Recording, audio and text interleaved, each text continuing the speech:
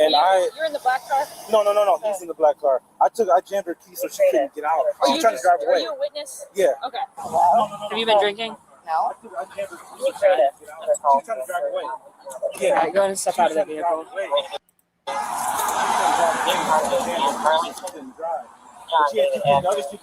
Hey guys, what's up? Yeah, it's a kid in there, and there's the one over here. The lady, she just grabbed her. Okay, hold on. All right, we're gonna go over here. Okay, hold on. Where did the other kids go? There's one right here, and this the other one right here. I just jumped in the car. And Yeah, I put the like on the way in, I guys. just jammed the key so she couldn't drive. She couldn't move the car. You're the other guy. Yeah, I'm gonna Okay. pour an adult beverage really quickly. Can I have your ID and then your insurance information? Any 700 units on the air? Have you been using Thanks drugs? for showing up. No. Okay, then why? How do you hit a car? You're stopped in the middle of the road. Okay. So. Why you stopped in the middle of the road like this? I'm not stopped in the middle of the road. Just trying to get home. Well, that's not happening right now. So, would you be willing to perform some standard field sobriety tests? Sure. All right. And then what? I can kind of see what happened, but just in your own words. We were parked. The light was red, and we were all back here. Mm-hmm. And I'm sitting there, and I look in my rearview mirror, and I'm like, "No way, that person's stopping." And she saw it, and I think hit the brakes. I'm not sure. Like I heard a squirrel tire, but the impact was, as you can see, the impact was pretty significant. Yeah. We're gonna go over to the sidewalk. All right. I have no idea what I'm doing. You know, here, sorry. Yep. What's going on right now? We're going over here. What's wrong with car line? Up to the sidewalk. All right. You all right? You have any pain or anything? No, just scared a little bit. It's all right. Do you have your sheet? Do you have your sheet? Yeah, get I it. don't know if all this is going on. What the f*** is that? Well, you hit a car. That's what happened. Remember when I asked you what happened to hit the car? I did not hit a car. Oh, that's what happened. Can you get the kid to go elsewhere, please? Can someone? She's right in front of my car. Yeah. My house. Where do you live at? Right here. Okay. 9981 So which? Bloomfield Avenue. Okay, we're on Frank Boulevard. Right in front of Bloomfield Avenue. What's your phone number? My phone number? Yeah. She's cooked. Sure. My phone number is... What? Oh my god, this is fucking... Hello, did y'all see what happened? In the car with my neighbor. Okay. My daughter wasn't supposed to get in the car with her. I had to go pick my son up for soccer practice, and she offered for my daughter to come over and eat dinner with them, and I said it was fine, but her daughter. I'm gonna be as lit as she was tonight, maybe. I said my daughter can't go to soccer with her because she's on punishment. She can go for dinner, but make sure she just come back home. And she called me screaming, talk about she was driving crazy, wouldn't let her out the car, they got into an accident and stuff like that. Until I hear the tussling, they trying to get her not to pull off or whatever, but she was trying to pull off and she seen her. But before you start, we're just gonna ask some questions, okay? Okay. Ryan, do you have any injuries with your eyes at all? Anything that makes them Ryan, like nystagmus or anything like that? No. Do you wear any contacts? Like hard contacts? Okay. Yorgie. So all I need you to do at this time is keep your eyes on here. This guy's cool. Thank you for all the comments that you've been given and stuff like that. And I'm gonna do look into that Aristotle book and play that band too. This is perfect, right? Yeah. Make sure Did you see the the EMS? music that you wanted. We'll make sure to play that. She ran into the man in the back of his car. She tried to run off, and he followed her. I have a talk somewhere. I seen the baby, so I just pushed to the side. So apparently, and she rear-ended. Yeah, she were. And happy Friday too, guys.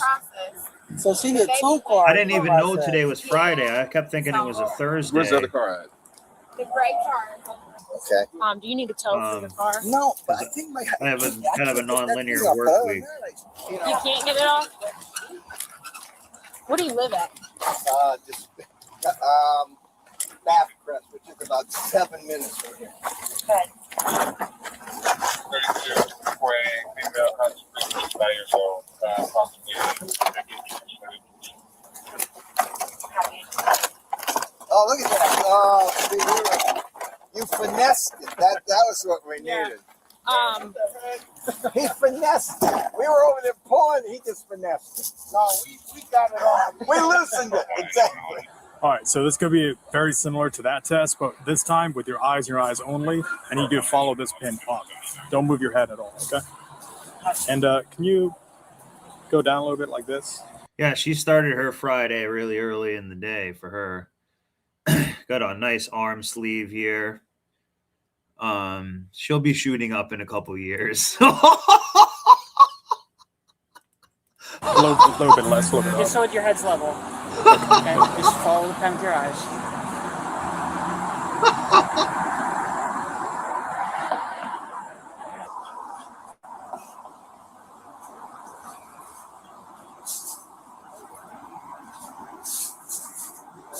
So. Not so bad. I mean, the poor kids and everything. Yeah, that was my daughter. So I was hearing the yelling. She calling me, trying to say, "Come get me, come get me." Your dog. Yeah, she might be She's now. like, come get me, mom. Come get me. I'm like, where is you around? What So do you see? These are her kids? No, one is her daughter. My daughter played with her daughter. Oh, she's. So she came. Yeah, this over guy's from before I Greece. left to get the other kids from school. She asked, was it okay for my daughter to come and eat dinner with them? Different And I time said, zone. that's fine, but she's on punishment because she said something about her daughter got soccer practice at 6. I said, she can't go to soccer practice. So if you could just send her back across the street, they stay across the street from me. Yeah. So then my daughter. Do you have her daughter too in the car? No, her daughter not with me. Okay. Her daughter. Okay. But you have your own daughter. That was it. This lady stopped. And your daughter was in the car, correct? Yeah, my daughter. Did anyone get your daughter's information? All right, so this next test is going to be the walk and turn test. So I'm going to demonstrate. Hold on, before that, do you have any physical limitations that are going to prevent you from performing the test? Oh, look at that. No. Okay. I Female don't cop. understand. Can you explain to me? Go through all the instructions first and demonstrate. Okay. So. With like explain. That's what he's doing right now. Yeah, but for the test, I need you to assume the position while I give you the instructions. So we're gonna I picked this video just to let people get in here and stuff, but I think I might go more into maybe part of that religion again. I think that was pretty interesting because we just came from AJ's rants, and a few of us were talking about that. So I might kind of continue to go in that way. That's a part of the test. Does that make sense? No. Okay. So as I do, I need you to assume this position. Take your left foot, put it out forward. Imagine a line right there. Now with your right foot, place it in front of your left foot like this. Keep both arms side to side and maintain that position while doing it. So from this position, you're going to take 9 heel-to-toe steps with your heels touching your toe with each step. Okay, do you understand the instructions I have given to you? Yes. Okay, you can begin. So your feet should still be like this. Yeah. Left foot forward. You can begin. I don't She's understand. cooked. You don't understand the instructions? Okay, he'll go through them one more time. She is cooked. So he needs you to stay like this, left foot forward, right foot behind, stay this. He's going to stay like that. He's with your hands by your side. He's going to go over the instructions one more time, and then you're not going to start until he says begin, okay? Right. Was your kid involved in the accident? So it's not my kid. The baby was running, Okay. and she was saying coke. So I pulled over, and I said, "Give me car." You saw it? I Can I have you fill out a witness statement? Yeah. Would you be Only okay with thing I that? saw. Yeah. Only thing I saw was the baby running. Okay. And then, Okay, can you do that, please? Okay, I don't think it would be safe to continue the test if she's falling. So she can try. It's fine. She almost fell. All right, can you assume that position? So with your And if you need to, you can take off your flip flops. Would that be better? Or you want to keep them on? Yeah, we're 23 and you can cancel. You want to keep your shoes on? sure. or you can take them off. Whatever you think is going to help you do this test better. I'm trying to understand the test. She might just be kind of this way all the time too. Okay, so he went through it a second time and you still don't understand it? I'm trying to understand to keep the test planted with my flip-flops in. Okay, but he's gone over what you need to do and you still don't understand? I'm trying to understand. Go over the one. Okay. So for this final test, it's going to be the one leg stand test. So, can you just please, can you guys treat it, please? Treat it. Can you guys treat, please? Please what? Please. This is like a bad dream. Can you please treat it, please treat it, please. You don't want to do the test anymore? No, can you please treat it, please? I have no idea what you're saying. Please treat it, please, please. Please treat it. Wow, she is acting like a 4-year-old girl. Please, please. But she didn't act like a 4-year-old girl when she got the full sleeve tattoo and stuff. This is a grown woman who tried to run away from an accident. Please treat it, please, please. Oh, release. No, please treat it, please, please.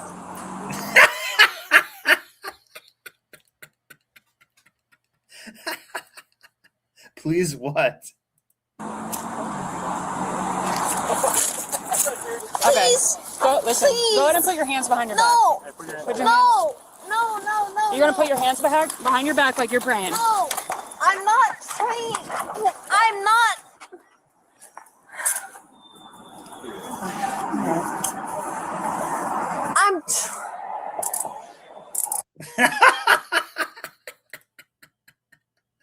Oh man.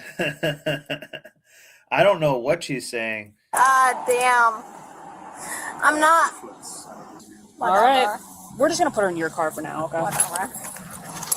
I'll take a step down. I see that. Okay. Yes, I'm not. Well, drunk. now she's going to be a Thank little you. run I'm not mouth. fucking invalid. Okay. Separate your feet for me. You literally just acted like one. For it was crazy. Yes. Face a cruiser. Yes. Separate your feet. Do you have anything on you that's going to... No. I'm not a fucking drunk or an invalid. Thank you. I'm No one's been calling you that. You're the only one bringing it up. trying to fucking cooperate with you. Okay. So nothing on you. No. Okay. You people are not cooperating with me at all. What? You people are not cooperating with me at all.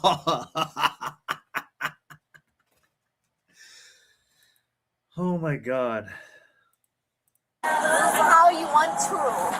And this is better. It's a woman doing it right now too, because she would be playing that card probably. Whatever. This is how you guys want to do this, okay? Whatever. Whatever, okay, fine. Okay. This is how this is going to go. This is tough. That's you over there. Take a seat. This is so tough. Oh, okay. So you vomited, huh? Sit in the car. Ooh. Sit in the car. Put your feet in. Hi. I gotta put your seatbelt on. Go ahead. 20 miles. You all right? Come on! What? Open! We're not stopped. 28. Hey!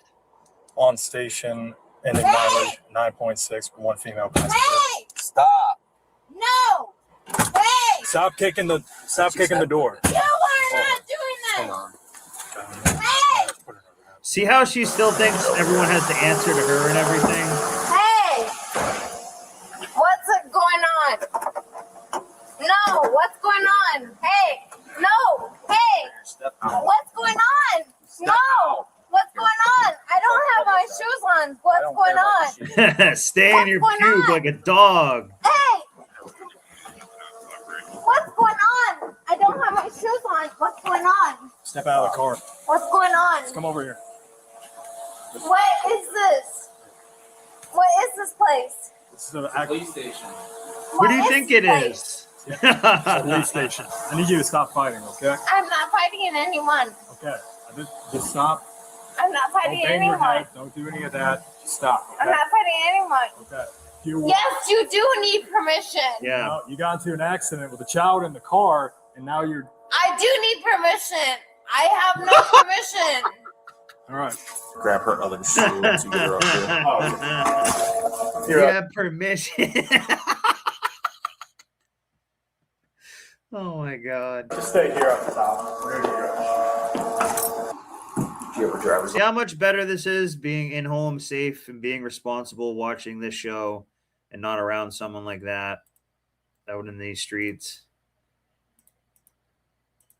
License? I got her license number. Smile. I wrote down all her stuff. I don't think we have. All right, keep your hand on top of your head, please. Woo. That is. Woo. Hey. Uh-oh. She just hit him. Listen. Hey. Now you just get assaulted on a police officer for doing that dumb shit. Yeah. Look at her. She's like AOC or something. She's like, no. Yeah, drunken 304. Big time. And this is her natural state, too. People are just so accustomed to it. Grow the hell up. This is Ohio. No. We're not going to play these child-ass games. No. Did I? Get those gloves off. Shut. Because that's what you can say to this chick when you holler at her, like, oh, hi ho. So I'm just going to bump it up. Shut the Keep up. acting like a child. No. Shut the up. Did I escape? No, you didn't escape, obviously. You're in handcuffs to a bench. Yeah. I escaped. It's gonna have to sit down back here, okay? No. You're gonna have to. We're gonna have to force you into it. No. Okay. Wow. I just can't imagine, like, you think if they were on a body cam or something like that too, like they must know that everybody's on body cam and on tape all the time or something like that. Why would you just not at this point just conduct yourself like professionally at least and then just don't really say anything? I'm telling you right now, if you don't do that, we're going to force you in the vehicle. You understand? No. Okay. Okay. Do you want to do it like No. this? No. I'm not getting in. You are. No, I'm not. Switching sides. No, I'm not. No, I'm not. I'm not getting in. We'll push that side in. So that way she gets from there.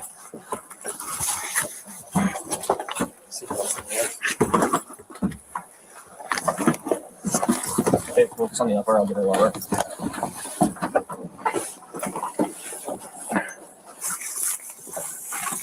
Get in the car. Jump. Watch out for her foot. Yep. Yeah, way too many garlic croutons. Yeah. Come on.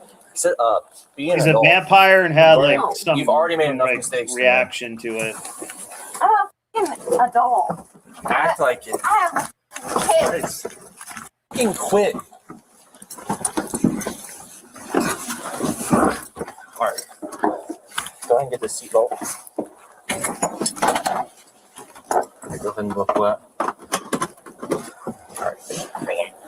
Here. Good. 11. Hold her in there for a second so I can get this door. Alright, watch her. The woman was arrested and charged with DUI, endangering a child, and assault on a police officer. Drop your opinion in the comments and hit like and subscribe for more videos. Oops, sorry. So, Got ID on us. ooh, that might be actually a decent video.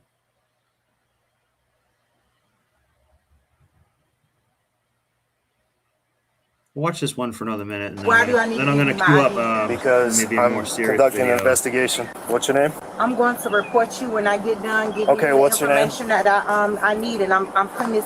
I'm telling What's you, your I'm name? feminist. My name is Maya.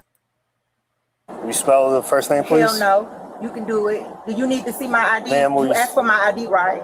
Yes, I did. Okay, let me give you my ID so you can That's shut the talking to me. All right, ma'am. You can lose the attitude or I just put you in handcuffs. You can do what you got to do. Because, like I said, I've already submitted lower the your voice. documentation Lower your to voice. the Justice of the Department. Lower you your need to get voice. a female here because I No, don't I want don't. a male touching me. No, I don't. That's not how this works. That is how that works. You're not in control here, ma'am. Yes, I am. So I'm gonna tell you right now, you can lower your voice. I'm gonna put you in handcuffs and take you to jail for disorderly conduct. Provide me a form of identification. I don't want a male touching. So we did a thing. So I was talking about how alcohol, especially if you have too much of it and stuff, it has that what Muslims call like Djinn, DJINN. I think it was on one of my first shows where I was talking about that. So, and I do think that can kind of like mess with you if you're drinking and stuff like that. So like I stopped drinking recently, but now I have been drinking again, but just like very moderately and way less. And once the weather gets hotter, I'm gonna, which it's starting to do, I'm gonna not do it at all, just so I don't get like so dehydrated and stuff. So yeah, let me let this play a little longer, then I'm gonna see what direction it. That's not how this works, man. No, it's not. We will see. We will see, because I'm gonna put you in handcuffs and take you to jail. Okay. You said I was disorderly conduct. What was the conduct that I did? I'm going to jail for disorderly conduct. Yes, he did. He did say that. What I said was, if you continue to yell at me, I'm going to arrest you for disorderly conduct. That's what I said. I don't need to see that. I was standing right here. Okay. I said it to you. What I said was, if you continue to yell at me, you get it back when I'm done. Okay. What I said was, hold on, before you continue. I've been recording the entire time. All right. I want to turn off the dumb shit. And I want to get back more on that materialism. So what I was speaking about before is we'll just use boomers just as kind of a blanket statement in this, but for just basically for a lot of people, materialism is their God. And I think it's important that we kind of start to see that, or I think it's a good realization to make, because it kind of explains a lot of why they kind of maybe are more selfish in certain things, because like materialism is their God. So they want to acquire more. And even a lot of these churches, they're like, you need another boat and stuff like that. It's always like a prosperity gospel and stuff. So there's nothing wrong with money, but they're doing it money for the sake of like materialism, sort of. And out of like consumerism. So they, a lot of people like that could and stuff, they don't grow their own food or anything. They just keep like buying more and everything like that. So even when they did have a lot of the extra money, they're just consuming more. And it's like, it's kind of basically with materialism, it can really be like there's never enough in a sense. So, and it also means like in order for me to acquire more materialism or keep my position better within it, if I have to use somebody else as a pawn. So it's basically like materialism over people as well, in my opinion. So that's what we were talking about before is kind of like the more Gnostic view. That's the view that I've been taking more. So I haven't seen this video, but we're actually going to go to this video that just came out instead. We'll give this one a shot. This is from a channel called Forbidden Gnosis, which we watched one of their videos the other day.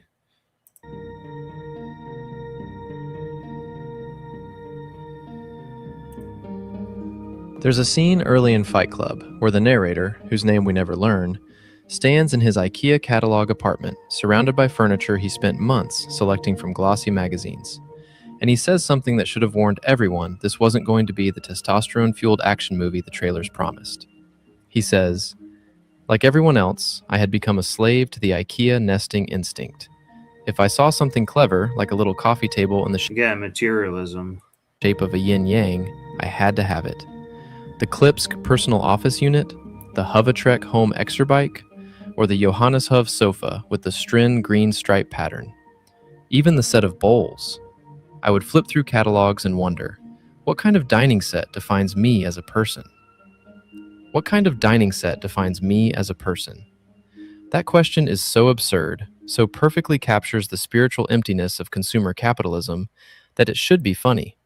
Except it's not funny, because everyone watching recognizes it. Interesting. Everyone has done some version of this, believed that buying the right objects will construct an identity, that consumption equals self-expression, that you can purchase your way into being someone meaningful. And the narrative... And this is going on a lot right now. And again, there's nothing wrong with having a nice truck or a motorcycle or, things in the material world. It's not really that. It's beyond that. It's like that is their God. They will also like put that over people. And use people as pawns to either maintain it or acquire more of it. The narrator knows it's absurd even as he's doing it, which makes it worse. He's trapped in a system he can see through but can't escape. David Fincher directed Fight Club in 1999, adapting Chuck Palahniuk's 1996 novel with a screenplay by Jim Uhls. The film released in October to terrible reviews and disappointing box office. Critics called it irresponsible, accused it of glorifying violence and toxic masculinity, worried it would inspire actual fight clubs and domestic terrorism. Parents groups protested, think pieces condemned it, and, like Donnie Darko 2 years later, it disappeared from theaters quickly and should have been forgotten. Except it wasn't. It found its audience on DVD and cable, became one of the most quoted films of its generation, inspired actual fight clubs that completely missed the point, got adopted by men's rights activists. Which is funny because, they try to shadow ban things that are not, it's an uphill battle for people sometimes that are saying what is true. And anarchists and corporate consultants and film students, all of them finding different meanings in the same images. By the mid-2000s, it had achieved cult status so complete that people forgot It's almost like 9/11. It ever flopped, forgot the initial hostility, remembered only that this was the film that perfectly diagnosed something wrong with turn-of-millennium American masculinity. What most of those interpretations missed, what the debates about whether the film glorifies or critiques violence overlooked entirely, is that Fight Club isn't primarily about masculinity at all. It's about capitalism. It's about what consumer culture does to human consciousness. It's about the spiritual void created when every aspect of existence gets commodified, when identity becomes something you purchase rather than something you discover or create, when the only transcendence available is through destruction of the system that promised fulfillment but delivered only endless, unsatisfied craving for objects that never deliver what they promise.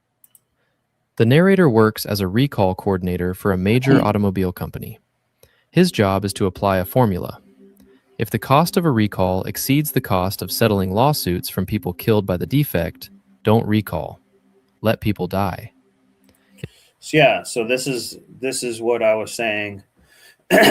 When materialism is their god, it makes it so they're okay with doing things like that because you're just a pawn to them, basically. Like the materialism, which also kind of means money in a sense, in the ways they get that money, that's what they care about the most, and they will put people over it. And eventually that won't work. And it's a bit like psychopathic, you know what I mean? Look at how we have some people who already have like more money than they know what to do with, and the only thing they want to do is get more of it. So it's not saying money's bad or something, but they want all the money because that money is like a stored materialism. It's like a stored energy, but to them, it mostly represents materialism because they just have to get assets or something. So, and that's what drives like consumerism too, because it's like you're gaining a new material item, basically. It's just math. Human life has a dollar value, and when that value is less than the cost of fixing the problem, You let the problem continue killing people. He describes this in voiceover with the flat affect of someone who's accepted that this is how the world works, that corporations make these calculations routinely, that his complicity in preventable deaths, just like United Healthcare and things like that, insurance people for health insurance, big pharma companies, things like that. And also too, when I say value materialism, a lot of times it also doesn't mean nature and stuff. Like they'll put up an urgent care, like right in the middle of like a river or something like that. Some of them might, but that's an example of they would just use like the environment or people in it just to keep furthering their own means to get just more materialism, basically. And some of that materialism does get you status too. So there is really something to it, but in the end, it's like materialism is kind of their god. is just part of having a without them knowing it. Career. He can't sleep. That's the presenting problem. Insomnia so severe that he exists in a constant state of half-consciousness, neither fully awake nor fully asleep, drifting through life in a dissociative fog where nothing feels entirely real. His doctor won't prescribe medication. You want to see real pain? Go to a support group. It's meant as dismissal, as telling him his suffering isn't legitimate compared to people with terminal illnesses. But the narrator takes it literally. He starts attending support groups for diseases he doesn't have: testicular cancer, lymphoma, tuberculosis. And in these groups, surrounded by people facing actual death, he finally cries. He finally feels something. The human connection, the permission to express emotion, the dropping of the performative mask he wears at work and in his apartment. It allows him to sleep. For a while. Then Marla appears. Marla Singer, another faker, another tourist in other people's suffering. And her presence ruins it for him because she reflects back his own inauthenticity, reminds him that he's using these people, that his emotional release is parasitic, that he's consuming even genuine human suffering as a commodity to make himself feel better. And she's a complete 304. They agree to too. split the groups so they don't see each other, but the damage is done. The insomnia returns. On a business flight, he meets Tyler Durden. Tyler, and see how a 304 like brought him, like messed with him so much. That's funny. Yeah. Yeah, this video is supposed to be, like I said, I haven't seen it, but this creator does some pretty good videos now and then, and I think he'll make it tie together more with alignment with what I was going to say. Makes soap. Tyler lives in a decaying house on the edge of town. Tyler has a philosophy. You're not your job. Why did he live in that house? Because think about this. Why does he live in that dilapidated house? Because materialism isn't his god. That's basically why they're doing that in the movie, to show like materialism's not your god. Like, oh, is the sink have running water and other stuff? Then you're good to go. Or other people would be like, I can't live like this and stuff. It's like, because materialism is not their god. It's, I guess, one example of that. You're not how much money you have in the bank. You're not the car you drive. You're not the contents of your wallet. You're not your fucking khakis. Tyler sees through the identity through consumption trap that's captured the narrator. And Tyler offers an alternative. They start fighting. In a parking lot behind a bar, they hit each other, hurt each other, feel alive for the first time in years. The violence isn't about dominance or competition. It's about breaking through numbness, about experiencing something real and immediate and unmediated by consumer culture. Your body in pain is a body you can't ignore, can't dissociate from, can't treat as another object to be managed and maintained. Pain proves you exist. Other men notice. Other men want in. Fight Club grows from 2 people to dozens to hundreds. Men gathering in basements to beat each other bloody and then return to their day jobs, their cubicles, their meetings about TPS reports and efficiency metrics. The film shows the same men in both contexts, docile and obedient at work, savage, and liberated in the basement. Yeah, I agree. The violence is their only outlet. Their only. Hang on, no, there's another movie where Edward Norton is actually probably one of his best movies. It's called The Score, and he's a bank robber, and he kind of like pretends to be like kind of retarded or like have like some type of speech impediments and stuff, to be like work at this bank. And that's like a really good movie. It's a really good movie. But he like, so all of his performances were really good. Escape from lives that feel completely controlled, completely predetermined, completely devoid of meaning beyond their function as economic units. But fighting isn't enough. Tyler escalates. Fight Club becomes Project Mayhem, a terrorist organization dedicated to destroying the symbols and infrastructure of consumer capitalism. They vandalize corporate art. They destroy franchise coffee shops. They threaten city officials. And eventually, they plan to blow up the credit card company buildings, to erase the debt record, to reset everyone's financial status to zero. The narrator starts to lose control of what's happening. Project Mayhem operates without his input, grows beyond what he can track or manage. Tyler disappears for days, meets with cells the narrator doesn't know exist. And then the narrator discovers the truth that anyone paying attention saw coming from the beginning. Tyler doesn't exist. Tyler is him.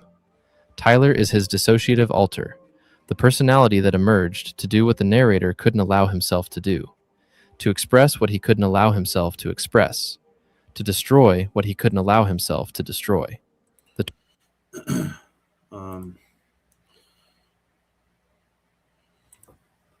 Let me go show you part of the score.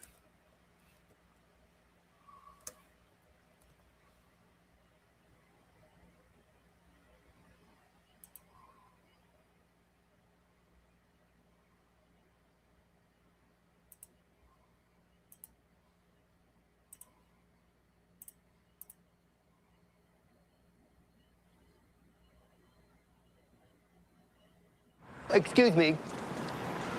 Can you help me, please? Class Norman? Yes. 2 blocks this way, 1 block that way, to the left. And you're right there. Okay, thank you. Thank you, Nick. I'm Max's guy in the customs house. 24 guards. This is a very But big... he had to act like even in the movie, he had to be like an actor too. It was actually pretty cool, and it's actually a pretty good movie, and kind of when Robert De Niro like wasn't a douche too and stuff. This is a really good movie. So I want to pivot to this now. This guy thinks he's like a CIA agent and gets pulled over. And you know what? This is probably some internet troll that wants to be. Look at this guy. He's a demon. He wants to be in the CIA. This is Waterford. Probably. Of course it is. Right, yeah. Right. And I have a history here. So that's why I'm being harassed here. You're being harassed right now. That's exactly what you think? Okay. Yeah, that's what's going on. Okay.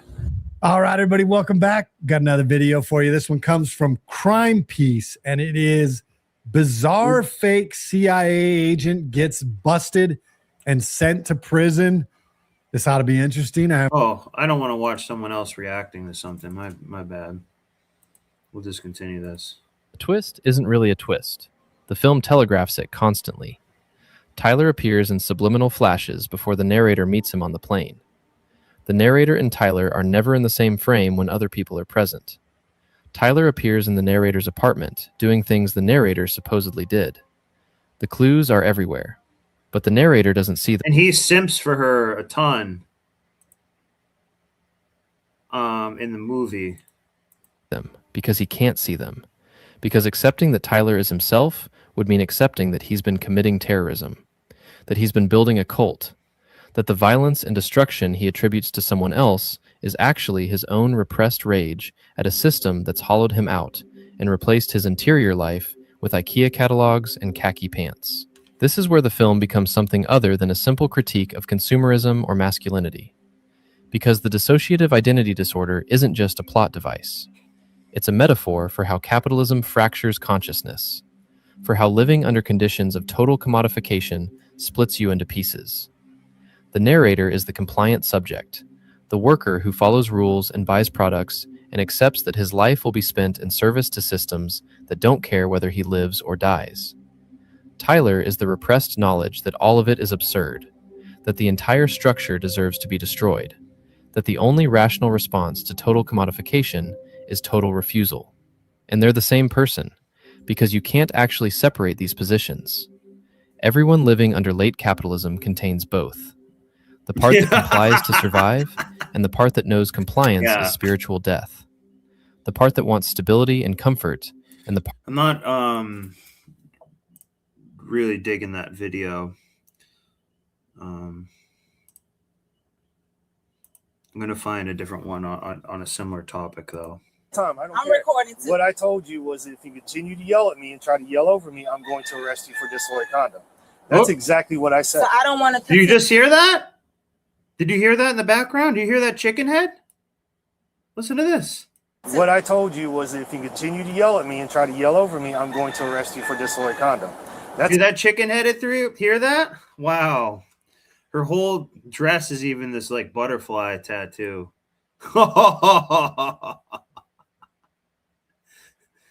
Maybe we'll hear it again. That's exactly what I said. So I don't want to continue to come in contact with you. I don't want nothing to do with you or the police department. I don't care. Okay, I know you don't care. I'm here investigating a suspicious incident. Okay. That was reported by a city employee. And by state law, you're required to identify yourself when I'm conducting a legal, lawful investigation. Okay, so I did. I need my ID so I can leave. Like I said, when I'm done, I will give it to you. Okay. Right now. I can have this bitch fix me a chicken head sandwich.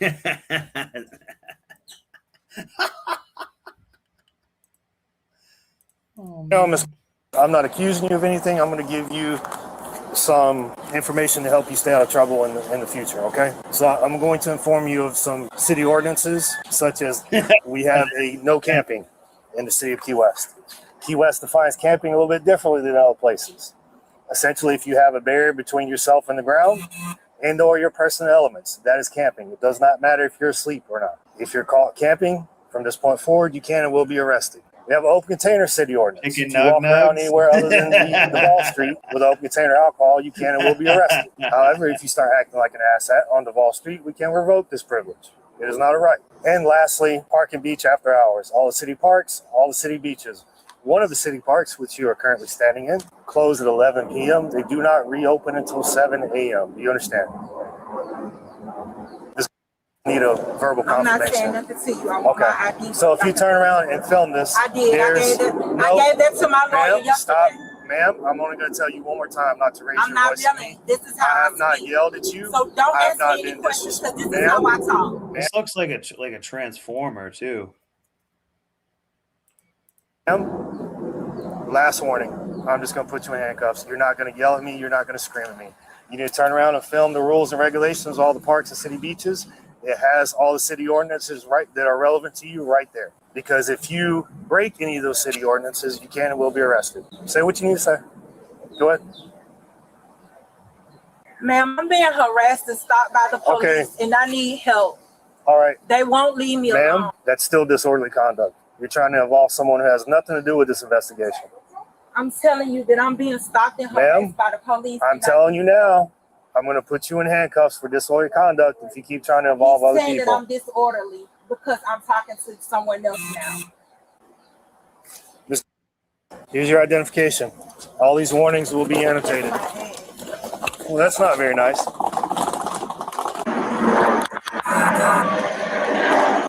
Okay, bro, hang on, because you're on the phone with our dispatch, so we're just wanting to make sure you're okay. I'm asking for another officer. Hey, what's the problem with us? Yes, I'm being stopped and harassed. All right, Miss, come here. Miss, I'm not going to chase you. Come here. Put your phone down. Put your bag down. They're arresting me now. Put your phone down. Turn around, face the wall. Put your hands behind your back. I'm arresting you for misuse of 911. You do not have a legitimate emergency, and you have 2 police officers standing in front of you. Let's go so I can report you. Stop. Face the wall. Don't touch me. Wow. You know, she needs to. What did she do to her hair, man? I do not want Ma'am? you patting me down or anything. I don't care. That's not how this works. Okay. So if you touch me, I'm going to. Okay. Do you have anything illegal on your person? No, I do not. Anything that's gonna poke me, Nope. stick me, cut me, I blow do me not. up, or give me radiation? Do not touch me. Ma'am, stop. You're not getting in my vehicle unless I search you. So you need to call a female. Do not touch me. That is not how If this you works. touch me, I swear to God, I'm going to fight. God. If you me, I'm going to Yeah, fight. she's trying to call the cops on Touch that. me. I'm requesting for a female. You need to stop trying to pull away. Think about that. She's calling the cops as she was recording cops and recording herself, recording cops as she's calling cops, like all at the same time. Yeah, I think Transformer. I think so too. That's a pretty. This chick is like from that Avatar movie or some shit, that type of head. It's like a dude from that Avatar movie. I'm not doing anything. Look at that head. Look, that's kind of weird. Ma'am, you going you need to jail. stop. You going. That's you see this type of tattoo or something. If you see this on a 304, if you see this on a chick, she's a 304. Oops. Going to jail. You need to stop. You're going to jail. In fact, you are going to jail. Okay, let's go. I've been in jail. I know the Okay, procedures. you're not you got getting the in my right car. You're not getting in So my you car. need to call for another officer. No, that is not how this works. Okay, so I did. So be held accountable. Do what you got to do, but I'm not giving you permission to touch. Separate your feet. Your No, pants. you're not touching me. Ma'am. You're not touching my back. Stop me. I got a dress on. You need to stop. He recording it. We are recording. That's No, what the I guy can't. up there recording it too.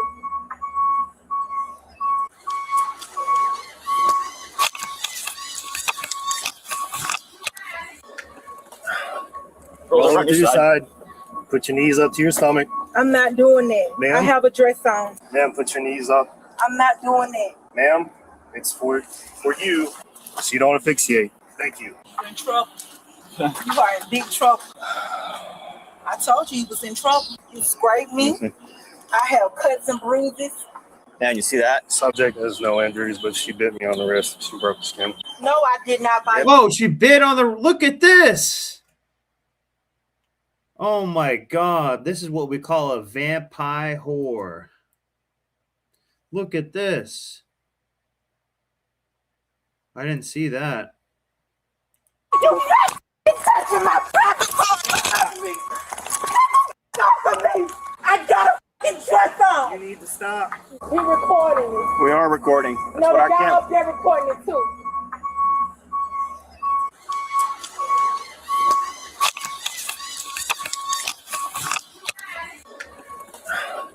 Roll over to your side. Put your knees up to your stomach. I'm not doing that. Ma'am? I have a dress on. Ma'am, put your knees up. I'm not doing that. Ma'am, it's for you, so you don't asphyxiate. Thank you. You're in trouble. You are in big trouble. I told you was in trouble. You scraped me. I have cuts and bruises. Man, you see that? Subject has no injuries, but she bit me on the wrist. She broke the skin. No, I did not bite. Look at that. Right on the veins. What an absolute demon. Wow. What an animal. Biting should be a felony. It's animalistic. Holy crap. Yeah. No. Looks like she got up to a little monkey business. Look at that, though. Imagine if that broke blood. I did not. This Transformer freak might have like the high five or some type of disease. You get malaria from that type of hoe. Did I bite myself? That did not. I did not do that. You lying. Right there. You scraped me, and I do have injuries. You need to calm Don't down. play with me. Ma'am? You threw me to the ground like a man. You tried to elbow me. You kicked because you tried to touch my vagina. Ma'am, I got nowhere near your private. No, they weren't. And why did you dress like an absolute hoe too? You know what I mean? You're the one wearing the complete hoe dress. Like, what? Stop screaming at me. You f***ing Stop pervert! screaming at me. F***ing pervert! Just stop screaming at me. Take me in! Screaming at me. I'm ready to lay the f*** down! Okay. You're going to jail. I know! I'm ready, motherfucker! Okay. Good. I got somewhere to lay my head! Now you dumb f***. Get the f*** from over me like that! Stop. Get the f*** from over me like that! Do not. That's better. Get off of me! Stop. If you scrape me up, that's more! Well, you've already elbowed me, bit him. Because you f***ing tried to touch my vagina. Nobody tried to touch And you didn't elbow. You lying now. You trying to make the situation worse. But I got They call it the black hole for this chick. it on camera. And so do we. I was calm until you f***ing tried to touch my vagina. I need a female officer. I requested for a female officer. Stop. Get the f*** off of Ma'am, me. stop pushing against Get the f*** off of me. I'm Stop. gonna put I don't bruises on care if me. you're uncomfortable. You're I don't not give going a to fuck. elbow us. You're not going to kick us. You're not going to bite If us I got anymore. any scrapes and bruises on me, you going down. Okay. That's nice. That's what the f*** I thought. Okay. And I got you on camera doing this yesterday. They did it yesterday. I don't know. Did you know that? The police was called yesterday for the same shit. You in trouble. Stop screaming at me. Thought I didn't know the law. Anytime a female requests for a female officer, she is supposed to get it when she's in compliance.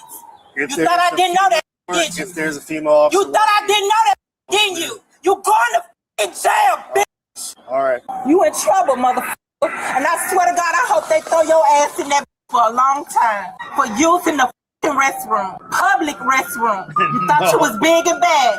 Now I'm finna show your motherfucking ass who bad. What's going on, fellas? I got her. Yeah. You good? And just clean Yeah, just clean it up. Some alcohol. Yeah, just I don't know what that I like alcohol better, but it burns. Yeah. So she could have got a false accusation on them easily if this was like the 90s or something like that, or if it's just one cop. So that's for sure. Less talking, start zapping. Yeah, definitely. And this 304 would probably like to ride the lightning too.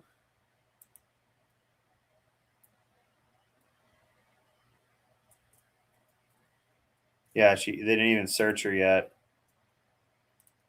That's fine. Okay. Well, considering you've already tried to kick us, elbow us, and hit A little bit right there too. somebody. That was the only spot? that you felt? Yeah. Okay.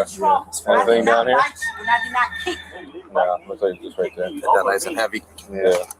It's on camera. Yep, this one right here. I kicked him. Okay.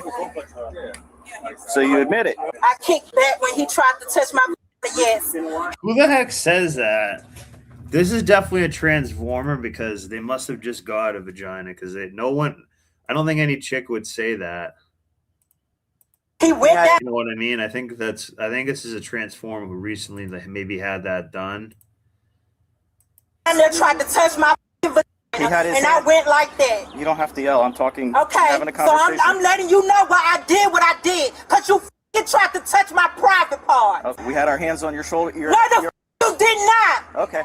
She's got some minor wanna scratches on her stand up. shoulder. Just Okay. she's been kind You're not of. standing up. That's just from. And I me have grabbing scrapes her. in the front as well. Okay. So From them slamming me on the ground. And we'll wipe them off, all right? We'll clean them up. I'm good. All right, I'm just gonna rub a little No, don't do you that. don't want nothing? Okay. All right, no problem. she refused. That's fine. Appreciate you, fellas. Yeah, man, no problem. You good? Yeah. You only arrested me because I was gone. Those guys didn't. They're like, I ain't sticking around for this. I'm getting out of here. I called your supervisor on you. Oh, she called the supervisor. That was the only reason. No, ma'am. Yes, And now she's just sitting there in the skirt with her gash out to all the streets. They probably have like rats running in and out of it. it was. Not true. You And didn't. it's on the camera. You didn't And when call they the get here, I'm going to tell them this. You illegally called 911, which is an arrestable offense, and you also. Because this the only damn thing you can do to me is put me in f***ing jail. Okay. It's over for your ass. Yeah, this has been ongoing. You're still getting searched before you go on my vehicle, one way or another. All right. And as I told you before, we do not have a female officer working today. And aside from that fact, we are all trained on how to No, you're properly not going search to females. search me because Okay. I'm not asking. You I gotta don't want find out. You gotta find out. All of a sudden, on the day that you come to the bathroom to arrest me, all right, Miss. Have a female officer and on any. I'm done talking to you. I'm done talking to you. Suspicious to me. Miss, I'm done talking to you. Not right now, boss. Not right now, boss. What's this simp doing? You that you need a female officer to search her. Now you get a simp coming in. Oh my god. Don't be this guy. Hopefully this guy gets tased. Now. Don't do what this guy's doing, guys. Stay out of it. Because this black chick or whatever this is doesn't give a damn about him. Wouldn't give a damn about him. She could get him out of jail. She doesn't give a damn about him. They won't let me do it. They keep trying to touch my vagina. You need to go away. How about this? How about I go to the courthouse? You need to go away. Let them know that you're trying to. You need to go away. I'm gonna put you in handcuffs for obstruction. Yeah, walk away. When you do that, walk away. You're already being sued. Walk away. It doesn't matter. Walk away. The city of Key West is being sued. Walk away. Unfortunately, that's not going to happen, buddy. Walk away. That woman, you're under Walk arrest. away. You're under arrest. Already tried. Walk away. He tried to arrest. Wow. Walk away. Oh, is there something in the water today? It's a wrap for you, cause I'm going to jail. Oh, look at this. And Look at this. Okay. Well, yes, you are. I'm telling you, I want to. I've been in jail. This is also an animal. Maybe the horse will bite her. You stupid. You stupid. Okay. Don't you know you stupid? I'm homeless, bitch. That's a hotel to me, you dumbass. Okay. Keep talking. You dumbass. That's a hotel to me. Keep screaming. You're just adding to my disorderly charge. I don't give a I have the right to be upset. You are not fucking God. This horse doesn't even give a damn. It doesn't even view her as as being there. Look at this. The horse. I would have thought this was gonna. I thought it was gonna, spook the horse. I never said it was. And by horse, I mean she's a horse. Never said anything even close to that. He stomped on my back. He had his knee on my back. When he threw me to the ground, he had his knee on my back going like this while I was on the ground. Well, here's the problem with that statement is his camera was recording the whole time, which was facing directly toward me. It don't matter what you say. So what you're saying right now is in fact bullshit. And you are the very reason I'm in handcuffs because I said I was going to that call simp your had that supervisor. stupid bike. This guy had that stupid bike. I was afraid that was his bike. It looks. You are in trouble. I don't know. I guess that's maybe more of like a Florida type bike. But that bike sucks, guys. Have a fucking mountain bike or something cool. Like, what a tool. That's exactly what a simp would ride. Okay, good luck with that. Bye. Have a nice day.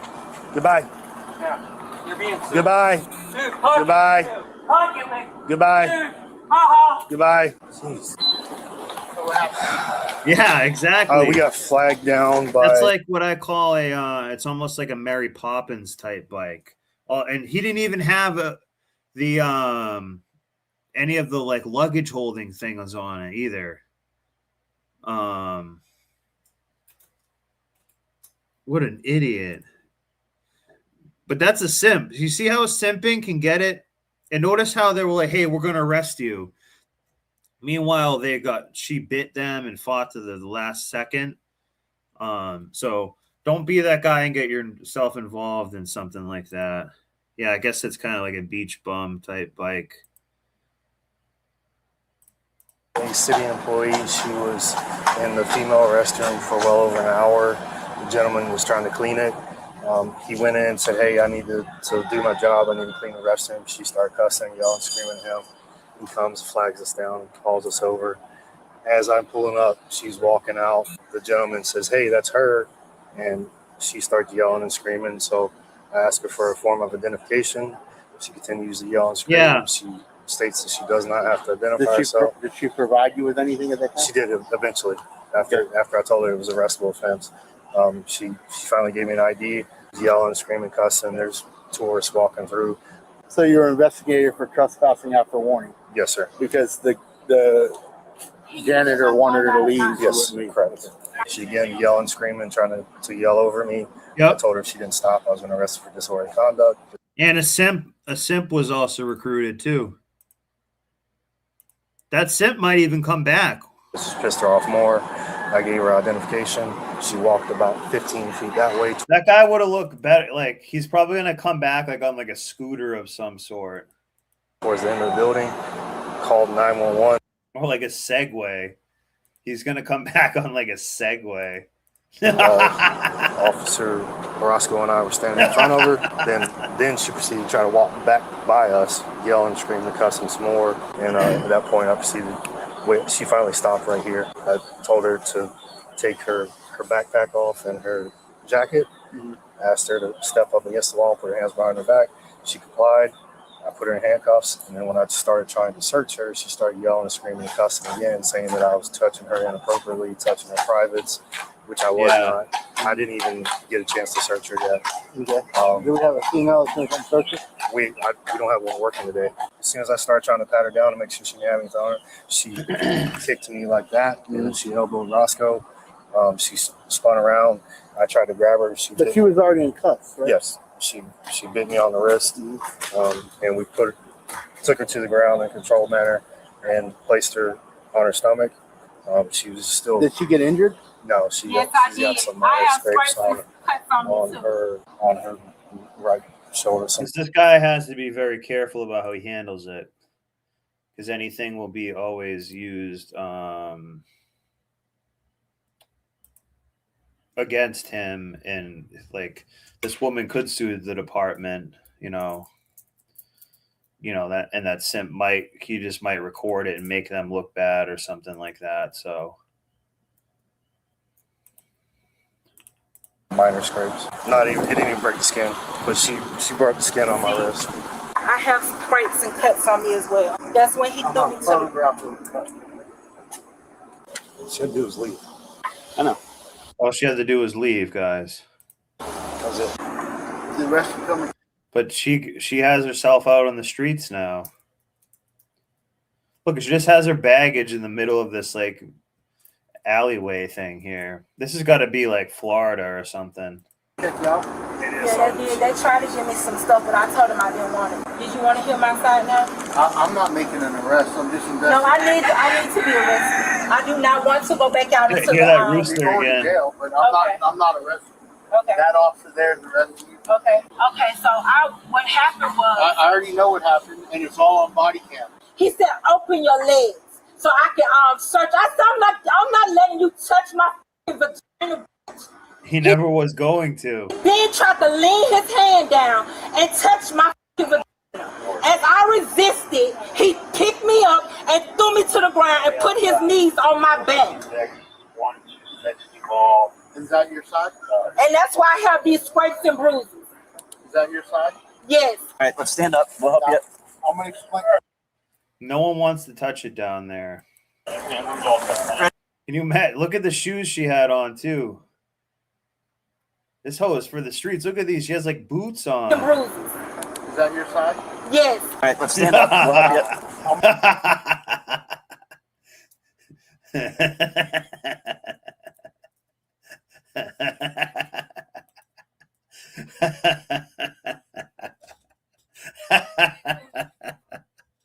She probably stole those. I'm going to explain. Ready?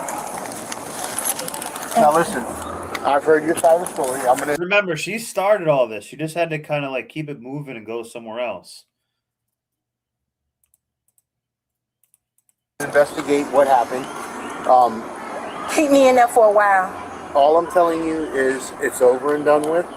Just go out to the jail, get booked in, and if there's something that I need to do on my end based on what I see on the video, I'll deal with it. Okay? Don't get yourself in any more trouble. Okay? They've been doing this to me for a while. Well, I'm going to have a female search you on the way out to the Thank jail. you. And he told me that do you have any weapons on? No, he told me that you could not do that. And I knew that was against the law.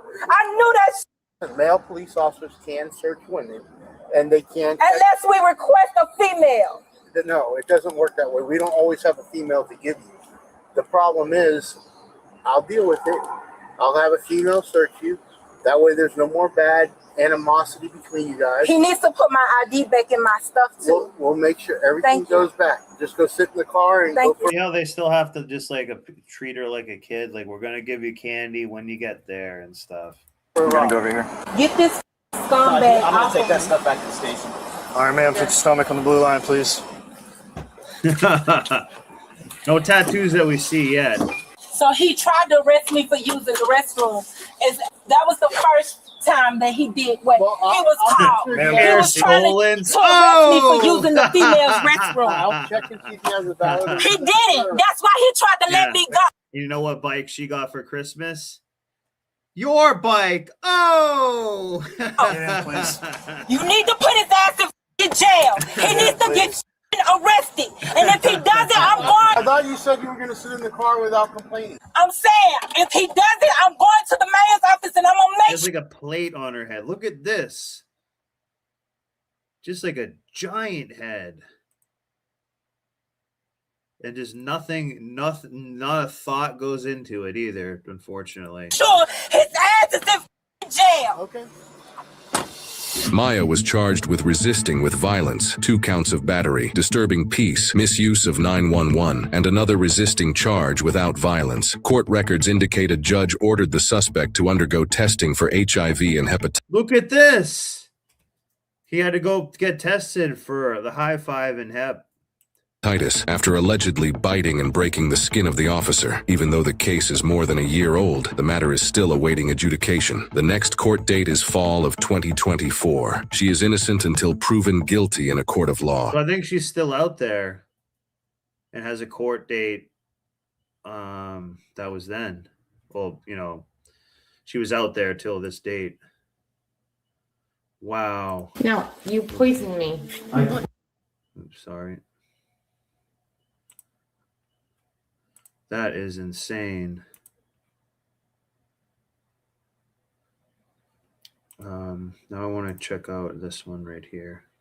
The release of the Epstein files has given us more than just insight into the disgusting dealings of Jeffrey Epstein himself. It's revealed the biggest trove of evidence of elite collusion ever. Like seeing bugs writhing under a rock after the rock got moved because it's a pedophile or something. It looks like Epstein was deeply embedded in every major institution in our country. In tech, in finance, in charity, and even in politics and intelligence. And more importantly, he knew how to connect people between those fields.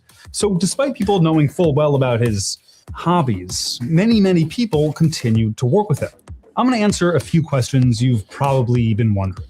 What did Epstein offer that was so appealing that people were willing to risk the ethical and PR? Money and materialism and the ability to do weird stuff. But a lot of it was just like materialism too. Again, these people, if they value materialism the most, then, you know, they're sociopathic. So they didn't really see it that way. Like, oh, this is just like what I'm doing. They don't even think twice about anything. Or nightmare to work with him. And how did the Epstein network, in secret, shape the world we live in today? It's a story of the ultra-wealthy elites demanding and protecting their own freedom, their own wealth, and their own privacy while infringing on everyone else's. It's a power structure that explains many other things that will be familiar to everybody watching. We're going to literally shine a light on 5 of the people in the Epstein network and examine not only how they built our world, but the parallel world that they lived in that you don't have access to. We'll start by just introducing some characters, and then tell you what it all means. Let's start out simple with one of the names most associated with Epstein's crimes, Leon Black. Epstein's primary legitimate business was financial management. Rich people would give Epstein their money to invest, he'd advise them on how to protect their wealth from taxation and public scrutiny, and he'd take a little cut. One of Epstein's most prolific clients was Leon Black, the leader of Apollo Global Management, a major investment firm itself. Epstein was managing money for a money manager, like a barber's barber. But there are a lot of financial advisors and investors out there, and at least a few of them aren't registered sex offenders. So why Epstein? Was he particularly good at it? Well, he helped Black avoid over $1 billion in taxes. And in turn, Black paid Epstein massive fees. Some of the ways Epstein handled Black's money show his aptitude with hiding wealth and avoiding taxes. Epstein managed Black's charitable foundation, which was really a method of hiding Black's wealth from taxation. Epstein was paid in a similarly opaque way. Black transferred money to Epstein's foundation through the LLC Black had entirely for holding the ownership of his car collection. Jeffrey also managed Black's art collection, nearly $2.7 billion worth. Which that's money laundering right there. The art. Watch it, like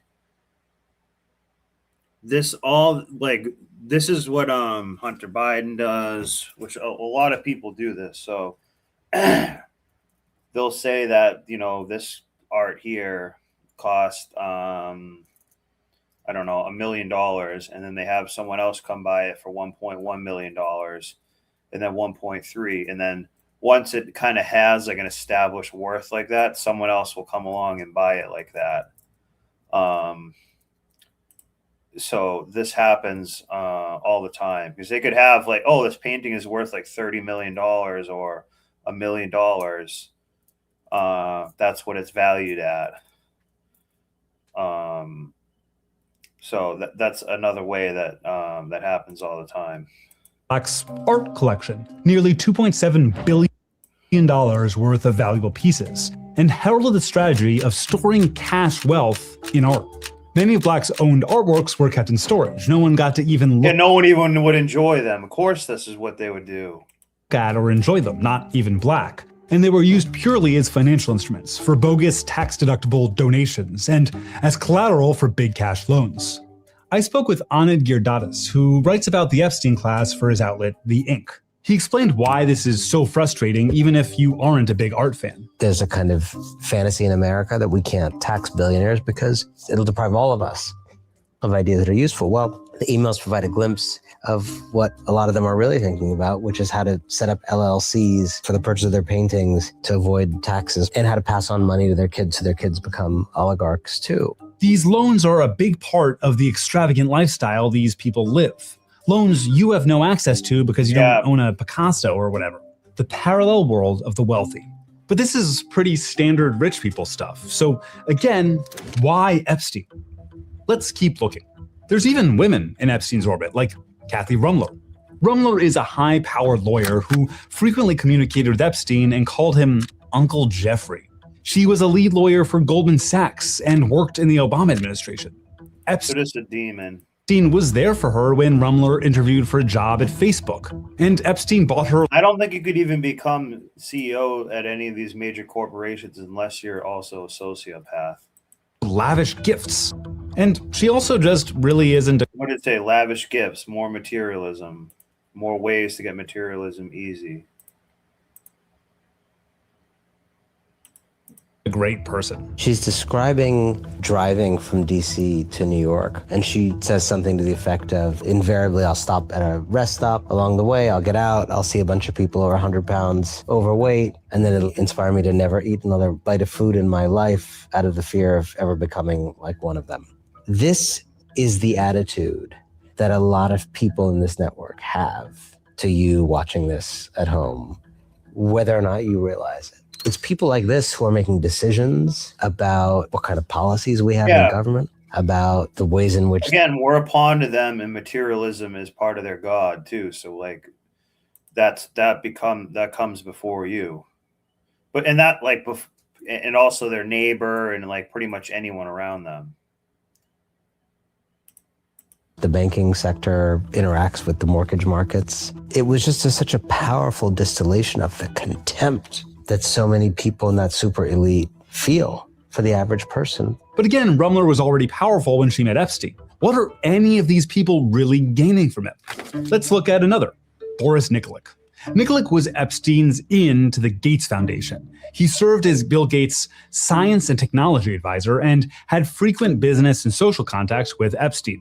Yes, there are island visits and emails about girls, but there were also emails about using the Gates Foundation to hide money and direct untraceable donations. See how they have money?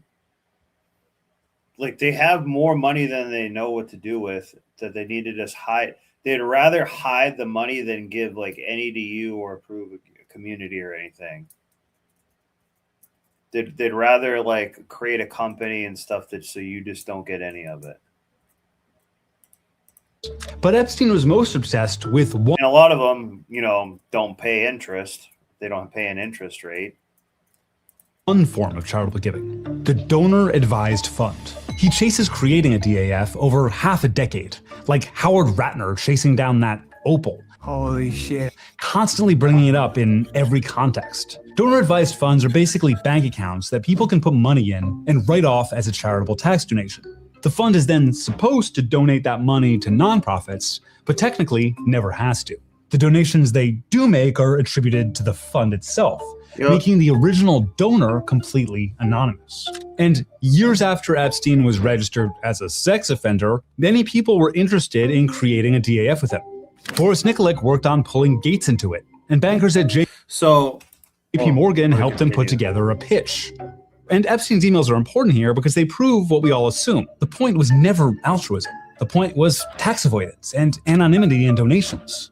Epstein used his own charitable giving to fund out there science and to launder his image. His publicist put out numerous press releases referring to him as an education philanthropist and heralded him for bringing artificial intelligence to Ethiopia, which other emails confirm that's wonderful. was a ploy to fix Epstein's Google search results, which were less than favorable.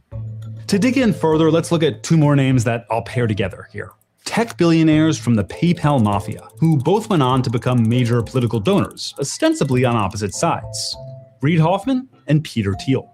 This guy is in there too, but it really... So we should watch a Peter Thiel thing. Peter Thiel has a lot of talks about the Antichrist, how the Antichrist is going to come and stuff like that.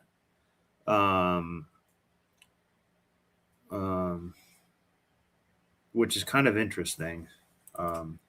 It seems like he just wanted to go to the parties. Put a one in Thiel the and chat if Epstein you've heard of exchanged that. a number of emails and seemed to be close both personally and professionally. From investment advice, Thiel told Epstein not to invest in Spotify and only gave him a maybe to investing in Thiel's own company, Palantir. Eventually, Epstein invested millions in Thiel's venture capital fund, Valor Ventures, which means that Epstein had holdings in Stash Financial, Anduril, the autonomous killing machine company, something called Rat Inc., and other big tech companies. But Thiel's venture funds don't have a problem getting investors. So we still need to figure out what Epstein truly offered, and we'll get to that. Reid Hoffman also frequently communicated with Epstein. Again, both about money and just chill. Let me just also say this, that another time we're going to go, this is from the Hoover institution that I kind of like. It's Peter Thiel talking about on ancient prophecies and modern text. This looks like a really one that I'd be interested in. Because who knows, maybe Peter Thiel knows a bunch of shit and says a lot of it. Epstein advised Hoffman on large luxury purchases, tried to wrangle him into the DAF scheme, and Hoffman was generally one of This guy's not even like getting into anything bad. This is just like surface level stuff. This guy's like simping for Epstein's ins to Silicon Valley. In 2015, Hoffman invited Epstein to an intimate dinner with himself, Musk, Thiel, Mark Zuckerberg, some neuroscientists, and a few others. Just months before over half that table would go on to found OpenAI, and AI was an interest of Epstein's. But this dinner epitomizes an important point here, the network. After PayPal, Hoffman created LinkedIn. Reid Hoffman, an Epstein associate and founder of LinkedIn, has talked about in the future your career will be the network, not a job hierarchy. And he, like Epstein, embodied the network. The network itself, not the individual people, is the key here. It's how they were all connected and what they all do for each other. And we can see that by using a new light, the kind of light you need when you're investigating this type of person to see what they're really up to. It's connecting each other. And the less well-known people behind them maybe hold the real power now. Why did Peter Thiel want Epstein as one of his investors? Perhaps due to Thiel's many investments in defense and surveillance tech. Epstein had government connections and even introduced Thiel to William Burns, the one-time head of the CIA. Epstein also took the liberty of recommending Palantir to foreign officials in Israel and across the Middle East. One of Epstein's favorite tech investments was the Israeli tech company Carbine 911. Epstein helped connect the founders of Carbine with Trey Stevens, also of Palantir, who ended up on Carbine's advisory board. Carbine works to replace the 911 system with artificial intelligence. Live video. Look at that. So it's going to be AI that you talk to when you call 911. Precise location. Complete situational intelligence. With little to no oversight over Maybe how the it's calls good, are handled privacy-wise. They were purchased by Axon, the makers of tasers and body cameras, and have begun getting contracts across the United States. So next time you call 911, you could be directed to an AI stemming from Jeffrey Epstein in Israel. Lesser-known tech investors and CEOs like Epstein's publicist turned venture capitalist, Masha Drakova, communicated with him up until his arrest. Drakova's VC firm, Day One Ventures, which she built with the influence, input, and advice of Epstein, owns parts of dozens of tech companies, including Sam Altman's surveillance and crypto tech company World, and Calypso AI, whose founder, Neil Cerebriani, Drakova introduced to Epstein. Cerebriani particularly seemed to have no issue with Epstein's proclivities. Emails show multiple mentions of girls, and Cerebriani brags about going to the porn convention in the context of he and Epstein's shared interests. Calypso AI is an AI surveillance company that has contracts with the United States government. Some of these people must have faced consequences, right? Well, yeah, our buddy Leon Black left Apollo in shame, but the new CEO, Mark Rowan, also communicated heavily with Epstein. Today, he's in the executive leadership of President Trump's Board of Peace, the organization responsible for continuing to annihilate the Palestinian people and replace their homes with private construction projects intended to enrich others in the Epstein network. The power of this network, what Epstein and the rest of them could do for the people in the network, is why you rarely see anyone emailing him like, hey man, you shouldn't be doing all this stuff. In our networked age, there is a sense that if you can get yourself to the heart of a network like this, the world is your oyster. And at the same time, if you fall out of the network, it is a kind of death. We, the regular people, obviously shouldn't be emulating everything we see in these emails. But if we want to defeat this elite network, there's one thing we do need to do. When you actually see the way they're functioning this network, they're all on the same team. There's this very powerful network of people who lobby and buy power and buy access and rig the world against regular people. And we're down here thinking that the guy 2 doors down from us is the biggest obstacle to our progress. And in fact, the guy 2 doors down from you is often just another of their victims.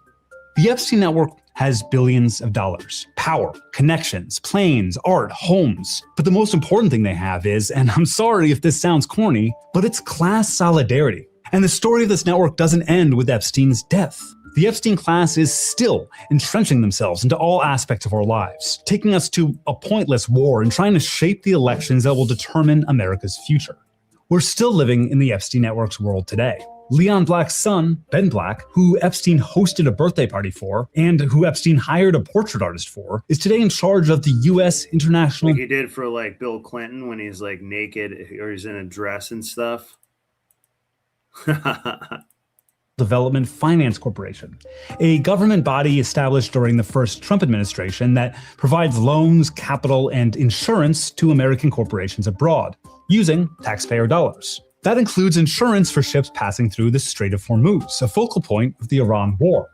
Meaning a guy Epstein helped commission a painting of will decide which corporations get your tax dollars.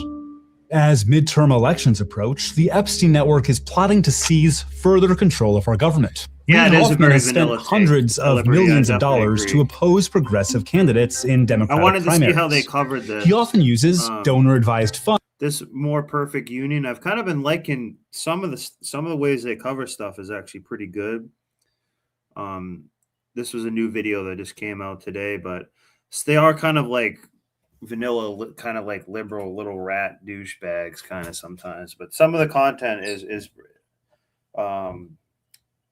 I've been just checking it out. Funds to make those donations, a tactic Epstein recommended to him in 2016. And it's possible we wouldn't have today's AI intrusion into our lives without Epstein. While I wasn't able to find any direct ties between Epstein and the heavy hitters like OpenAI or Anthropic, he did fund early AI research, including bankrolling the researchers who coined generative AI and AGI.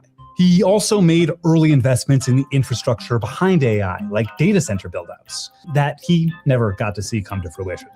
Looking at these members of the Epstein class shows us that the conspiracy at the heart of our country's biggest problems aren't just about one man. It's about a network, a club of elites across every major industry and both political parties that have built a web of relationships with each other designed to keep the rest of us locked out. Thank you so much for watching. And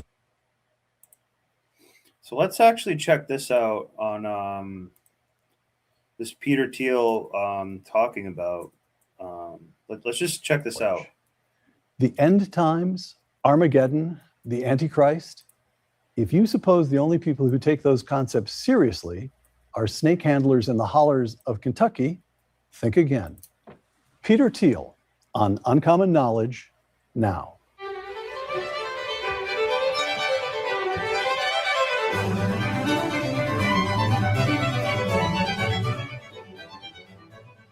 Welcome to Uncommon Knowledge. Hoover Institution does pretty good stuff sometimes. They did, I think, a ton for Thomas Sowell. I'm Peter Robinson. Peter Thiel earned his undergraduate and law degrees here at Stanford. He was a co-founder of PayPal, the firm that all but invented fintech, the first outside investor in Facebook, the firm that all but invented social networks, and a co-founder of Palantir, the firm that all but invented defense tech. Although he's staying out of politics, this year, Mr. Thiel has had a hand in launching the careers of a number of political I don't know much figures, about Peter Thiel, including J.D. Vance. Mr. Thiel speaks often on philosophy, religion, tech, and society in forums as diverse as the Cambridge Union, the Aspen Ideas Festival, and the Joe Rogan Experience. You gave Joe Rogan 3 hours? Peter, it's about time you came back to this table. I was trapped for three hours there. Peter Thiel on the end times. Today, by the way, this is going to be episode 1 of 2, our first conversation on this very large topic. Peter, 2 quotations. Matthew 24, 35, 36. Quote, heaven and earth will pass away, but of that day and hour no one knows, not even the angels of heaven. Close quote. Peter Thiel, we don't know the day and the hour, but maybe we can guess the century. Explain yourself. Well, man, this is a very broad topic. It's in this larger question about the extraordinary history of our time. Peter Thiel definitely seems like he would have like a human centipede, though. Renaissance in his, onward basement has been this world of ever progressing scientific and technological development, and there is this very profound sense that there are things that change. There are dimensions of technology, military technology, communications technology, where things are not timeless and eternal. They're sort of, and there was a gunpowder revolution in the 17th century, and that changed the social structure and the political structure, and there is a certain arc to history. It's not just technology, but it is a driver, and certainly, and again, there are many different ways of getting at this, but there certainly are dimensions. This is like a non-answer of the everything. Technology that have become extremely powerful in the last century or two, that have an apocalyptic dimension, and perhaps it's strange not to try to relate it to the biblical tradition. If nuclear weapons can rain down fire and brimstone and destroy the world, and then we have a biblical tradition that maybe doesn't say that this is inevitably going to happen, but that something like this might well happen if humans are left to their own devices. Should we at least be asking questions and figure out ways for these things to inform one another? So obviously we'll come in a moment to the analyses, to the signs of the end times. But first, a moment on why you're asking these questions. And as I understand your argument, Peter, you feel you need to ask them and to prompt a conversation, at least in part, because universities won't. Which is odd in some ways. The biblical framework, these texts may be 2,000 years old, but they've informed Western civilization and taken up the time of scholars through these centuries, it has been, I'm assuming, an understanding at in some point Peter Thiel is going to try to pitch AI, because he may want like AI to be the god, because so another way of looking at it is like, for a lot of people, boomers and stuff, like I said, materialism is their god. Maybe once it comes to people younger than Gen Z and stuff like that, AI is going to be like maybe their god, because it's going to just know, they're going to be so interlinked with AI, and it's going to be like their friend. It's going to be their source of wisdom. It's going to be like their inner monologue somewhat. So maybe Peter Thiel is going to be bringing it maybe towards that direction. But remember, he probably has a motive. Western culture at least, that history is going someplace. And if there is an endpoint, no matter how far off in the future it may be, we're closer to it now than we were 2000. All right, so all of these seem to me plausible, valid, and serious. Excuse me. I think the Hoover Institution is also, I definitely know they're more conservative, but it might be like Christian too. I'm not fully sure about the Christian part, but I know they're a little more conservative based. Serious questions. Why are universities ill-equipped to grapple with this? Well, that's very overdetermined, but certainly anything that, if there's some relationship between the university and the universe, where it is supposed to somehow, in its ideal form, in its early modern, like 17th, 18th century form, the university was supposed to represent some kind of integration of knowledge across a lot of disciplines, where Peter Thiel is it HMO? I didn't know that. I know Sam, so he's been diddling with Sam Altman and all these people probably. I didn't know that.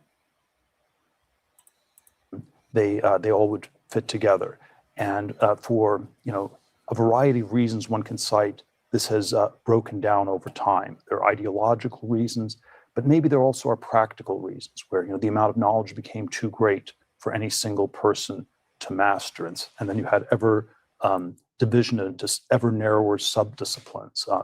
Adam Smith has this metaphor in the 19th century of a pin factory. We're manufacturing pins, and there are 100 people in the pin factory, and they're all doing different things, and nobody knows how to make a pin anymore. So it's this. I think Adam Smith, I think he might have played a role in writing the Constitution, if I'm not mistaken. Efficient, but it's this hyper specialization, and there's probably been an analog to that on the university side, where maybe someone like Goethe could still understand something about everything, or Hilbert, a great mathematician around 1900, could still understand all of math. I feel like we're getting stupider watching it. Problems for the 20th century for mathematicians to solve, and set the agenda for the field of mathematics, and even as rigorous from you. Under the rationalist view, you can't even talk about the end of your own life, let alone the end of the world. That there's something about the regnant view. I'm trying to resist the word ideology, because ideology isn't quite Let's jump around this a bit and see if we find anything interesting. The way the university conducts its business rules out questions of life, death, sin, redemption, the meaning of history. And yet those are so what I'm trying to get at is hyper-specialization, yes. Is there also something else, something about the regnant view that makes it very hard for universities to grapple with big questions?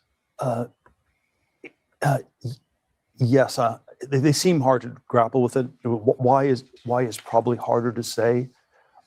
Certainly, if we do something like the radical life extension project, people in the 17th, 18th centuries were very optimistic about it. Benjamin Franklin, Francis Bacon, you had all these ideas that you could extend human lifespan by centuries. as late as the late 19th, early 20th century. But a lot of them, again, want to live long because they just get to keep the material toys longer. Basically, they're going to hold on to it. So you're going to see boomers on the way out. They're going to just go on all the life support and everything they can. A lot of them are not going to want to check out. They're going to want to hold on and just keep using up a ton of resources and stuff. There was a movement called Cosmism in the sort of around the time of the Soviet Revolution, 1920s Soviet Union, and it claimed that for the revolution to succeed, you had to physically resurrect all the dead. Not here though. Using science, and it was workers of the world unite. Here's a safe to sort of get with space. the times, their slogan was "Dead of the world unite." And then, of course, they didn't make much progress on this. And then at some point, by the time you get to Stalin and the show trials, and the deaths seem to be going up, not down. But yeah, there was a moment when they thought it might even be possible. There was an incredible ambition and incredible energy to modern science. I don't know a goddamn thing Peter Thiel has said yet. It was perhaps downstream from Christianity. You know, if the promise. I don't think this guy knows either, actually. And this guy is usually a pretty good like interviewer. Christianity is a physical resurrection. Then science had to could offer that too, or it was a possibility. Maybe it was a rival to Christianity. You know, you don't need Christianity if we can do it through science. And then there is a strange way that the project, in many dimensions, feels very exhausted. Even though, of course, people still genuflect to science. They believe in science with a capital S. Yeah. But the ambition has been exactly. Yeah, all these things are going to serve. They're not out to make your life any easier. A lot of this AI is like, oh, well, it'll do everything for you, so you can just like hang out and garden and stuff now and make art. It'll be like utopia. That's not how I see it coming. Really beaten out. If you look at the individual science, you're going to pitch it that way. So a lot of these guys, and that's maybe what he kind of is too, because I didn't really know much about this guy, but I don't like him. He should be a politician kind of, because I don't know what he just said. He's doing like Kamala Harris speak, and you're like, what are you even talking about here? So we'll try like another spot for it. But Elon Musk, Sam Altman, a lot of these guys are there to like basically sell you the New World Order surveillance state, AI state, you know, type of thing. That's what they're the salesmen to do. So, you know, they have to like sell you on it, and people, you know, a lot of people want to buy it, but like they're like the salesmen of all that. And again, like, you know, I don't trust a lot of this technology. I just don't. I think part of it's cool, but I think part of it's really going to get out of control. He's a scoundrel. Well, yeah, that's definitely what it's seeming like that.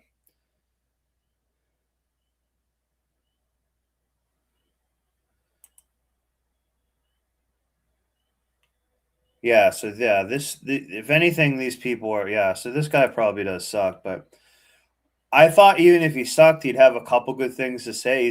He's said absolutely nothing.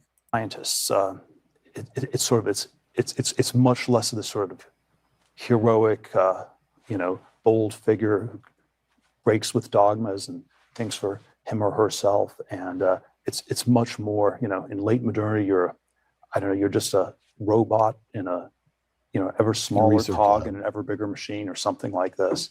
All right.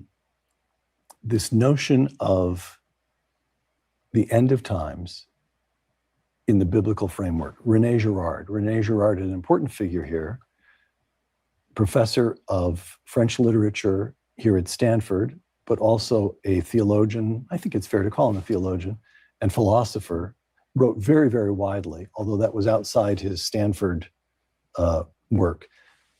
You became friends with him. It happens that he was a neighbor of mine. We both knew René. All right, René Girard in 2009. Few still talk about the apocalypse. The apocalypse, of course, is the word referring to the destruction or end of the world. He looks very nervous. As described in the book of Revelation. Renee, few still talk about the apocalypse, and they usually have a completely mythological conception of it. Strangely, they do not see that the violence we ourselves are in the process of amassing and that is looming over our own heads is entirely sufficient to trigger the worst, close quote. Ooh, I like that. Let me get that back up so it's a little brighter. So yeah, so this is almost kind of the view that I'm taking too, is like with the AI, the infrastructure, the highway systems and all those things are being built, and all the data centers and things is processing quicker and quicker. So, you know, it's the frog in the warm water, and we just see the heat being turned up. It's literally going to be turned up by just heated up data centers. They're worried about global warming, but yet they'll make these data centers, which probably make shit way hotter all around there, and like messes up a lot of the environment. I'm telling you, these are going to be the worst, because then they're going to say, oh, well, we have to clear even more trees around it so it can have solar power and shit like that. Let's go through this again. Few still talk about the apocalypse, and they usually have a completely mythological conception of it. Strangely, they do not see that the violence we ourselves are in the process of amassing, and that is looming over our heads, is entirely sufficient to trigger the worst. So we have the machinery in place to create some major problems for us, and we don't have to do that.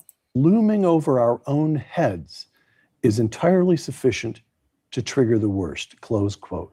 So there we come to the first question about how you understand these things.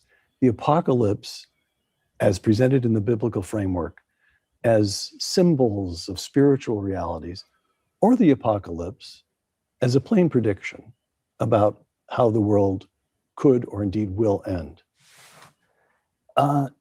See, this guy is good. Peter Thiel is going to just give you slop. So here's the slop coming out.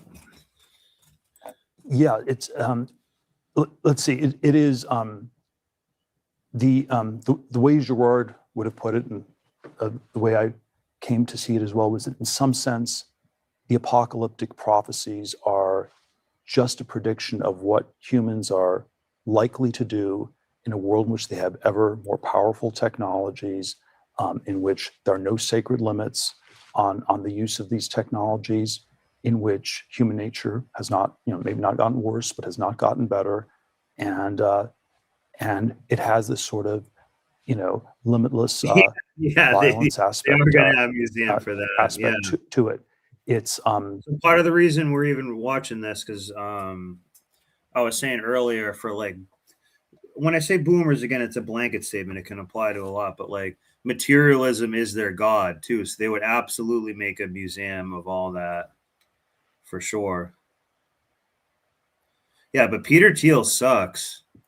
And I think Girard had all these sort of provocative formulations, like it is just a scientific prediction of what humanity is likely to do in a world of ever more powerful technology. And then there sort of are all these different things one can say in terms of the biblical apocalyptic accounts. But Girard was very skeptical of the idea that somehow the violence came from God, and he always thought that atheists and fundamentalists disagree on the secondary and relatively not so important question of whether or not God exists, but they agree on the far more important question that one of God's attributes is violence, and so the violence comes from God. And this is the new atheists. In the evangelical view, the destruction of the world is God exercising justice on the world. It is, it's right. It's some version of. Hang on, this is actually interesting.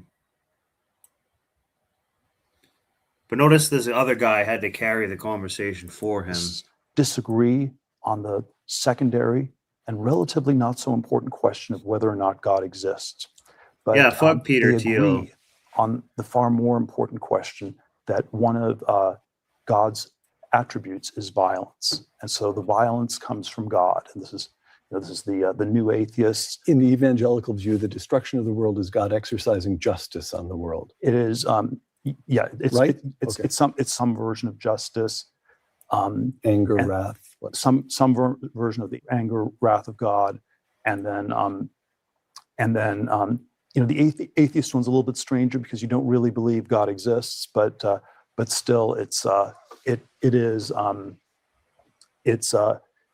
somehow it's not humanity. Humanity, is not that dangerous, at least in sort of the mainstream, Lockean, Rousseauian accounts. So you've made the point, I must admit I'd forgotten this, you've made the point that Renee used to observe that the church, the Catholic Church in its liturgy and in homilies, used to make quite a lot of the end times and warn people to prepare for judgment and so forth. Up until 1945. So he sucks. Well, let's check out one other thing right now.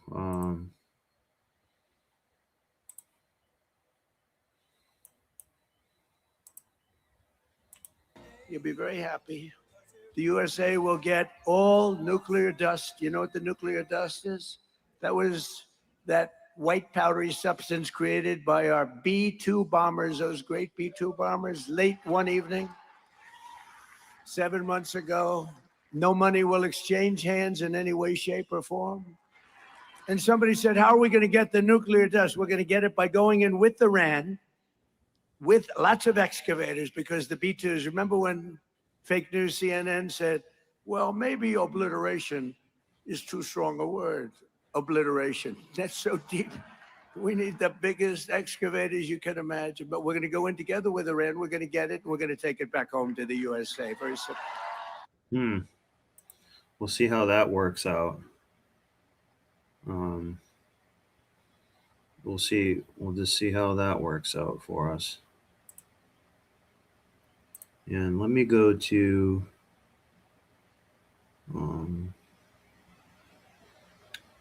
one other thing right here.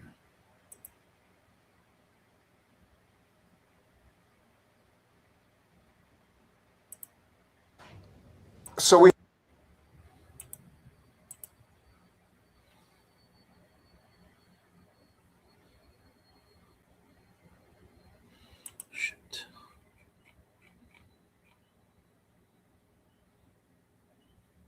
Sorry about this. I'm getting it ready. We'll see a little more of Peter Thiel.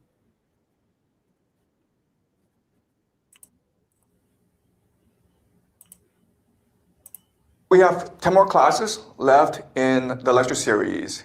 In these 10 classes, what I'm going to do is I'm going to show you how the American Empire will fall.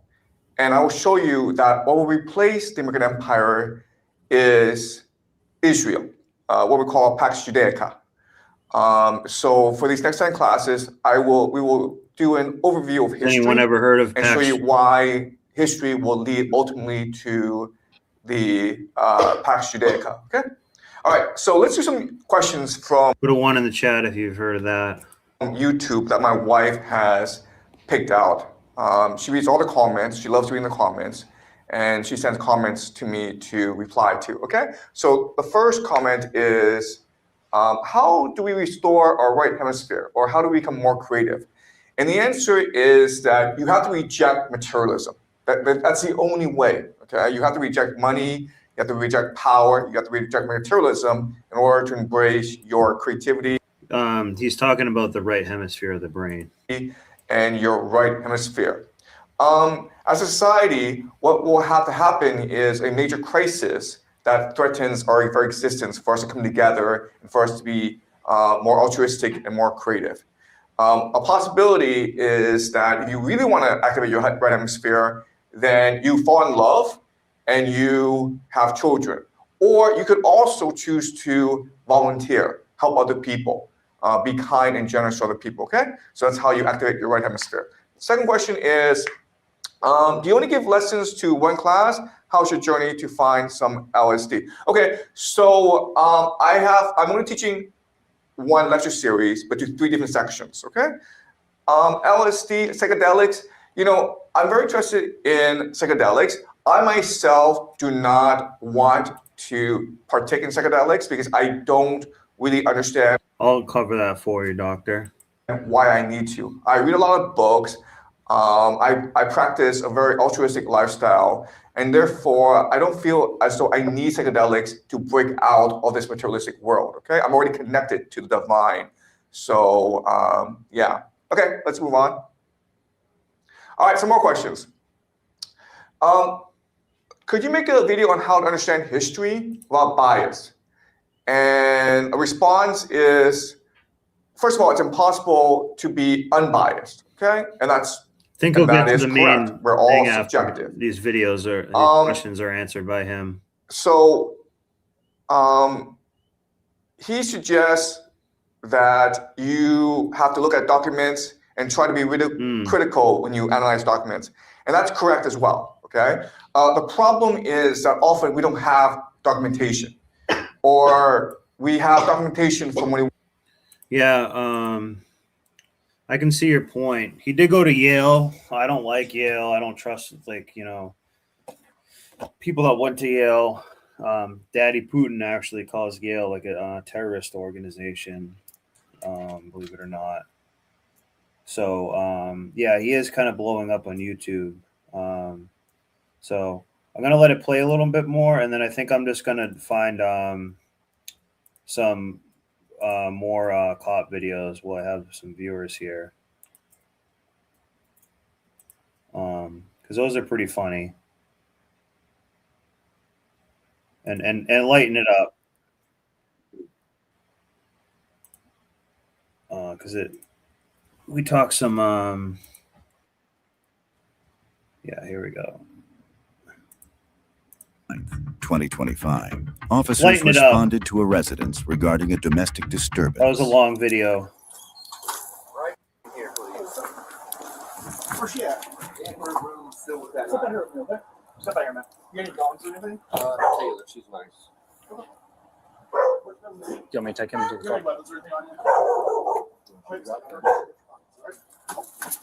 Hi, pup. Here, sweetie. No. What's going on? Look at this. I got you. Is anybody else in the house, man? He's a crybaby that likes to cheer on me. Stop. Oh my God. What's going on? Push your dog up so I don't get bit. Hey, nothing. Listen, stop. What's going on today? Look at this crazy chick. Wow. She's going to do Mortal Kombat. Look at, she has a Medusa tattoo on her arm. This is a demon right here. Wow. You can step in there and talk to him. Hey, what's going on? Hey, I'm not going to ask you again. Chill out. What's going on? I'm not doing nothing. I'm standing in my front door. Okay, but what's going on? Hey, stop. Stop grabbing me. Oh, nice. Get down like a dog.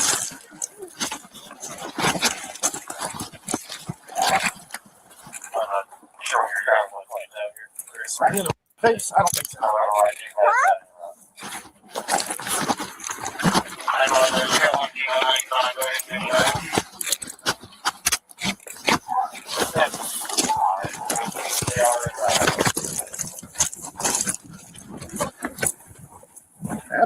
Absolutely not.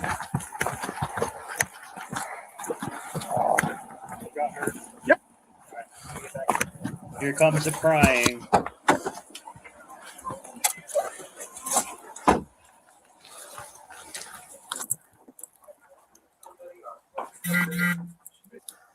All right, man. What up? Oh, do you want EMS? No, or it's anything? just a Or little medical? nick. She was just swinging and it barely nicked me. You kind of. Yeah. So I was trying to go for the arm. I'd rather charge a gun than a knife. Yeah. She had a knife and was going at him. And yeah, she just got me a little bit. Okay. Yeah, let me. Did she get you anywhere else, or just not that I know of? Okay. You care? Turn around. I'm gonna just double check, make sure. Okay. Yeah. All right. I'm gonna take a picture of that real quick. Sorry, I'm shaking. You're fine, man. Alrighty, so from the very beginning. Woke up. Whenever. Took Okay. a piss. Okay. Apparently, she went through my phone. I have a contact, Jay.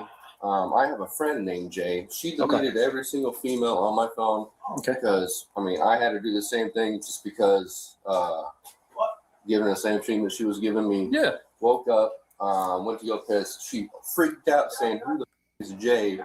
This is Jasmine. This is Jasmine." I'm like, "I don't know. You deleted her off my phone. I do have a buddy named Jay." Okay. She called. Yeah.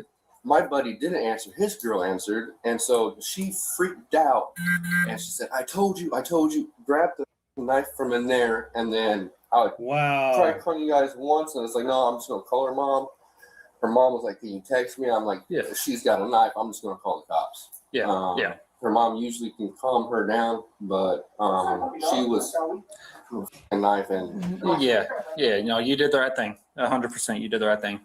So. You want us to pursue charges on her for this? Press charges. Don't simp. Press charges. She's going to come back and do it again. She came at you with a knife. What if she hit him in the jugular or something like that? Press charges on a hole like this. No, she just needs to get back on her meds. So you don't want to pursue charges for her stabbing you? It's a little Nick. I'm not. It's up to you, man. Hey, it's anyone wants to contact. It does not matter. Yeah. She's going to jail regardless. She fought one of her officers. She's going to jail. Jesus. Yeah. So it's if you want to pursue charges against her. Completely up to you. No, let her deal with that. I just need as a witness. I can't. I'm not going to hit her. I'm not going to hit a girl. Well, that's what I know. Crazy. I'm not. I'll be honest. I ain't been. Why does this guy want to be around this? On too long, but I do know that that's it for now. Is this the first time she's ever done anything like this? I have pictures on my phone of her on my face. That was the first time I should have called. She's going to happen again and again and again and again. I was like, I'm just going to call her mom. So there's. It was a bigger one than that, but yeah, I didn't know that one was in there too. I bet it's between the bed and the wall. So there's a history of this. Yeah, I've heard she is doing this. Not with just me, but with the other dudes. And I guess I just got tired of it. And then are you guys dating or? Dating. Okay. How long have you guys been dating? Since Super Bowl of last year. Okay. Of this year, actually. Okay. So not that long, and it's been literally on and off because of her wanting to fight and just cause drama. Yeah. So does she live here too? Yeah, that's her room. Okay. She has a roommate, Jared, who also helps pay out the rent. He's in St. Louis. He's like an electrician right now. Okay. Here. I get that. Few days. Did dispatch get your information and everything? I don't think so. I was just too busy on the phone with you guys. No, I get it. 100%, man. That's Caitlin Hobler, right? Yeah, that's good. Okay. How long have you been dating? Since it's been literally on and off. This is probably the 8th Since Super Bowl of February. Gotcha. Whenever the Super Bowl was. All right. What's your name and date of birth? It's just a little Nick. Oh. Wow. Marion 18, I got one name and date of birth. She just. Do you want to go to the hospital? No, I'm fine. So like a actual chef's knife, is what it looks like? Yeah, it's like a miniature chef knife. Miniature. Yeah, it's What colors, remember? black and silver, just like that one, but the blade is a little bit thicker. 10-9. Your tetanus up to date? I wasn't too sure. Last time I got my tetanus shot was in the Army, and that was Wait, that's an EMT? 2019, I think. So where exactly did it happen? Did it happen? It happened literally right here. Okay, kind of in the hallway? Yeah, right here is whenever she actually started swinging, and then you're right there, and that's whenever I tried to grab her hand, and she got my pinky. So she was back where you are, and you were where right I am? here. She was right where you're at, and I was trying to walk out, calling the phone. Well, she had my phone, was threw it at the wall, and I grabbed it, and then she grabbed the knife, and yeah. Okay, so you were walking back there, out, walking out, Yeah. and she was right here next to the couch, and was. She swung about 4 times right there. Okay. And the one time got me on the pinky, and Yeah. then the other times I just called you guys. Yeah, that's a good thing to do. Rough time frame? Do you know when the yelling started? When? Oh, literally within 5 minutes of me calling you guys. I called you guys the first time. That was immediately when it started happening because I'm not dealing with the knife. Then I called her mom. Her mom didn't answer twice, and then I called you guys again. All right. Yeah, that I think we got all we need. What kind of car does your mom drive? Alexis. Yeah, so not that hot crazy, no. What's that?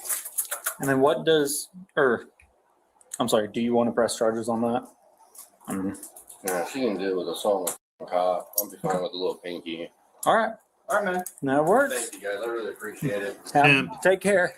The suspect was charged with battery. Thanks for watching today's video. If you haven't yet, please be sure to like, share, and subscribe for more of our videos. He says On September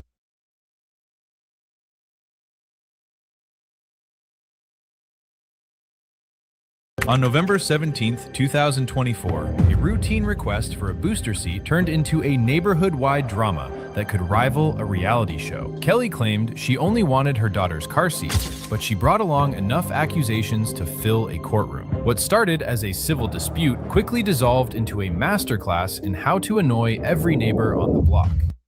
You called? Give me a second. Yeah. 39, I'm out. My husband has video. I just need my daughter's booster seat back. He says he doesn't have it. We've got mutual restraining orders. The FBI is involved because he cloned suspended our phone service about a month ago.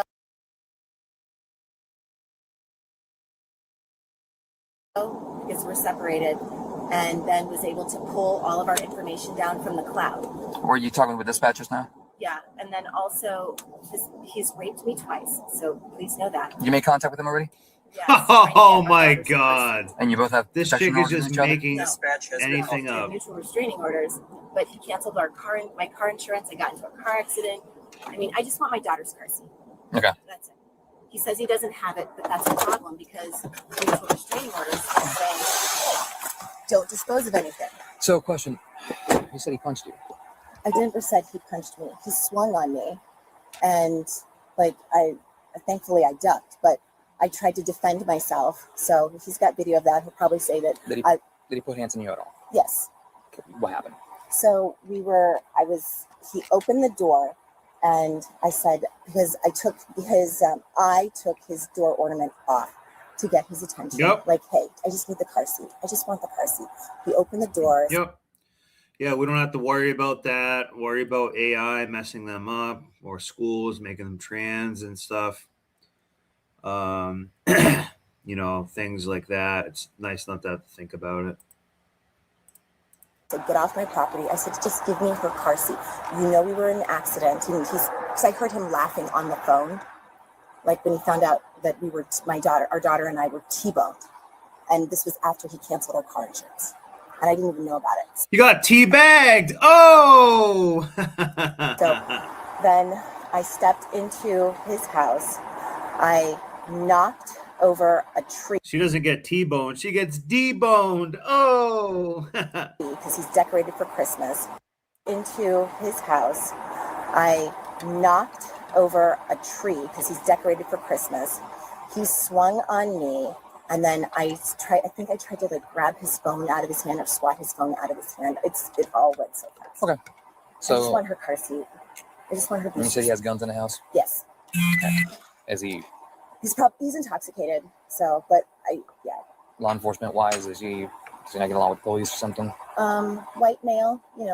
Don't most white males get along with police? Who knows? Unless they're. I'm Puerto Rican, so hey. Oh yeah, but I just want her booster seat.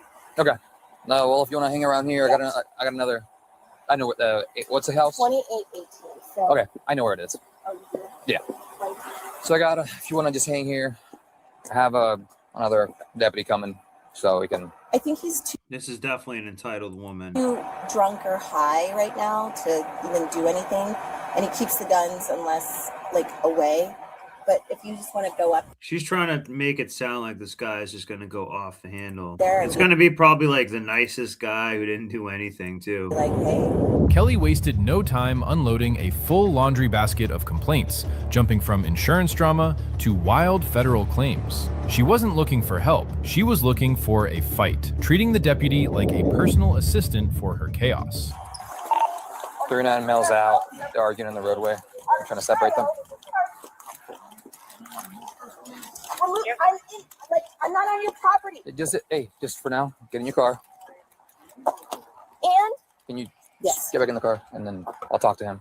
give me the car seat, you fucking asshole. I'll talk to him about that here in a minute. Separate.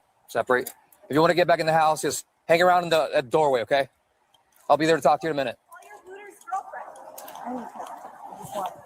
Let's not cause more issues because we're in public, okay? Just calm down, get back in the car. We'll talk in a minute. She's like a child. And I'll talk to him in a minute. We'll separate things. I won't say another thing. Just, can you please get back in the car? That way we're separated. We'll roll down the window. Come on.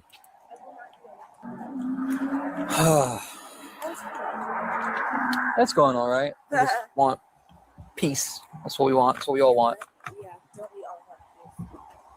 Don't we all want peace? Friend of yours coming up? Yeah, we're gonna figure things out here in a minute, but I just want you guys separated for now. I don't want. Separated.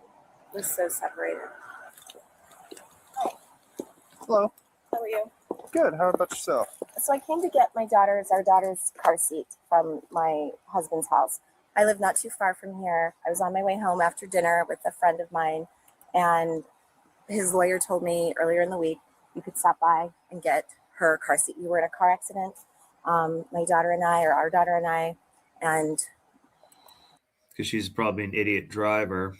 the How about this? Just skip all the drama and just buy a new car seat. other person that hit us completely demolished my car. He totaled my car with our 9-year-old in the car. And when I called Progressive to file the claim, they said that he had canceled our car insurance. Okay. It's a problem. No, he canceled it. See how she explained it like this? Like all of a sudden they got in a crash and like he found out, so they just canceled the car insurance. No, he canceled it. They didn't know, or she didn't look into it, and it already had been canceled. Remember she said like the FBI is involved? This chick is crazy. This is the first time I've seen him since the accident 2 weeks ago. I just want her car seat so that I can put it in my car so that Why should he give his car seat to you into your car? she has a car seat. He refuses to give it to Can me. you explain a little bit more about the the punching, the pushing, the grabbing? So I went up to the door. I stood on the first step, not like in the door, but like on the porch, but whatever. Stood right there, and I said, I just want Ansel's car seat. He didn't open the door. I said, I just want her car seat. He's like, I don't know what you're talking about. I said, her booster seat that you've had in your car for 2 years. I don't know. And then I looked at his eyes, and he looks to be high or drunk. And I'm like, oh my God, this is going to be a thing. So I said, I just want the seat. And he opens the door. He's like, I don't know if I have it. I don't have it. I don't know what you're talking about. It's probably a pain in the ass to set these car seats up too. And I said, how do you not know what I'm talking about? This is something that you've had in your car for 2 years. And he says, Kelly, come on, please. And I said, so I will see you, later in the week, whatever. And he opens But didn't she just accuse him of awful stuff right away? And now she's just jabbering on about this. She said that she got raped twice by him. I take the ornament. Kelly couldn't stop herself from yelling across the street like a paid heckler on overtime. She insisted she was completely separated, yet kept drifting back to her husband's front door like a magnet. The cops' boy cameras were rolling, making her peace-loving act impossible to sell. From his door. Goy camera, it said. And I said, David, Some if I typo take or this, something. you're going to want it back, right? Something. And then he swings. So he comes outside to pick it up, and then he pushes me. I'm trying to remember. He pushes me. I grab his phone, and then trying to swat it out of his hand because he wanted to record, which I guess is fine. I don't care. Swat it out of his hand. And then I get into the front door, and then he's pushing me, and then I swat like Christmas ornaments off of the table that he has. And I said, I just No, she twatted the Christmas ornaments off the table. her car seat. He's like, I'm calling the police. I said, I don't care. I just want her car seat. I just want her. Tell me you put hands on you, you put hands on her. Oh, yes. So he swung on me after, so I can't remember if I swiped those things first and then he swung on me because it's happened before. He's sexually assaulted me. He's raped me twice. Yeah, see, she just brings it up casually. This cop doesn't really believe it. I remember we were driving once and he punched me in the side of the face. So you said you have no protection order. What is it you have? It's a mutual restraining order. You're not, like when you get divorced, you have a mutual restraining order. So you're not supposed to cancel cell phone service or anything like that or insurance. He's done that. He cloned my phone. Yeah, no, he just doesn't want to pay for you. He wants you to get your own stuff. She wants to use it. She wants to be on the phone family plan and like family car insurance, probably internet, a bunch of stuff. My phone and our daughter's phone, and was able to bring all of our information And get child support too. down from the cloud while our service was turned off because it's under a family share plan. So he removed me from the family share plan. Yeah, of course he did. So you removed yourself from the family by getting a divorce, you dumb 304. Oh my God. Then decided to call You're not a T-Mobile and say, family "Hey, anymore." the phones have been stolen," and was able to go into T-Mobile and get 2 new phones. And then imagine giving your worst enemy your phone unpassword protected for 5 days. That's what he did. And then we got into an accident 2 weeks ago, and I find out that he's canceled the car insurance. Like, this is all being dealt with. Let me roll down the window. I just came here to get her car seat. That's all I want is her seat. Okay. Dealing with the lawyers is, back and forth, and it costs more money. So I just want her seat. Is he in your car? No, he's in his house. No, I just have my window up. I just want her seat. And if you can't get it, it's fine. But like, he's going to try to say I did this, and I'm just. Why don't you just go get your own car seat? These cops better say that too. I called you first. I just want his seat. And if he doesn't have it. Okay. Well, do you mind having a seat in your car while we have a talk with him, okay? Kelly's story was a confusing maze of swiping ornaments and grabbing phones, all while claiming she was the true victim. She admitted to taking things from his porch to get his attention, which is usually called theft in the real world. I'm doing good. You doing good? Can we come and talk to you? Sorry, my dog's you good. So go ahead and tell us what happened tonight. Okay. Well, so what happened was I just done watching the football game. So I'm watching Love It or List It and flipping between that and I think the next game. Anyways, ringing my doorbell. I already got DoorDash. So I'm like, what the heck is that? So I look outside and it's her. So they were going through a divorce. This day's last week, she shut your dog up. My attorney who happened to be at the courthouse, and she asked her. Okay. However, here we are. Wednesday's the divorce. I'm laying down watching TV. She comes knocks on my door, asking me about a car seat. Ansel and I were in an accident. Then she starts asking me about why did you cut off the car insurance and why did you cut off the cell phone? There's a mutual restraining order. You can't do that. Look, that part's true. I don't know. You don't have to. No. Yeah, I think that's bullshit. I've never heard of that, a mutual restraining order. Like, he can pay he can pay for what he wants to pay for. Get information because that's what she's here, right? Hang on a second. She came to my house. She's doing it probably so she just doesn't have to pay. Yeah, I know that. May I please finish? Yeah. I know what part's true. I've been through hell with this woman. She just took off from the scene of a freaking crime where she hit me. And you're coming at me with that part's true? No. I'm just wondering everything. I'm seeing the bigger picture here. I know what part's true. So, can you show me that video, by the way? I've been going through, this is being recorded. Yeah. Okay? I've been going through, she came to my house. I understand that. Males can be a victim of 100%. domestic violence too. 100%. She came to my house and hit me. Press charges. We have a 50-50 allegation. I just got here. I don't care. She's on my property. Right, The but next time she comes to my house, she won't make it off. Right. If she does this. I get it. Nothing ever happens to him. Yeah. Nothing ever happens to him. He's a piece of shit. The husband finally spoke up, spilling all the tea. He painted a picture of financial chaos, claiming she had racked up thousands in debt before their split. Her manipulation and control during the marriage was clear, leaving cops to wonder just how intense life had been living with her. Nothing ever happens to him. He's a piece of shit. Nothing ever happens to him. Hey, right now, I need you to stay with me. Oh, she's gonna try to Because run. you just took off for no reason. Why you take off? Because nothing ever happens to him. Okay, but you called the cops. Nothing ever And then you happens take to off, him. and then you take off. Nothing ever happens So to him. here's what I want to do. Nothing ever happens to him. Nothing. Okay. Nothing. Nobody ever does anything. You do realize I just got here and I'm trying to figure everything out, and you leaving the scene, I and came now back. we got everybody looking for you. Oh, I came back. Okay, where'd you go? I went down the street and then I said, nope, I probably am needed there because nothing ever happens to him. Officer, Crazy. She already drove nothing home ever and came happens to back. him. Affirm. Okay. Nothing ever happens to him. And I thought, why should I spin my wheels? Okay. Wait. You asked me a question. Okay. This is what I'm gonna do. I'm leaving. Nope. No, you're not leaving. Why? Because you're being erratic, and No, we're not playing these games. I'm not erratic. You left the scene when we're trying to deal with something. Because it's not worth my time anymore. Okay, I'm well, it so is because sorry. we're not here, and this is a serious situation. Wow. Is it serious? Yes. It's not worth my time anymore. See how they always do this? Always about themselves. Yeah, rob the husband. Zero contact for both parties. Yeah, why is she trying to get the car seat from there? It's every single It's called domestic violence. Thank you. Sorry about that. All right, let's continue this conversation.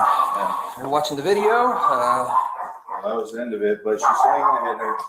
That's not the case. I put my hands on her. Please pull my neighbor's video footage that shows what incident. You got it all? Assuming. I hope they do. Yeah. But she came in, so she pushed me against the door. At that point, I started trying to come back into the house. She hits me.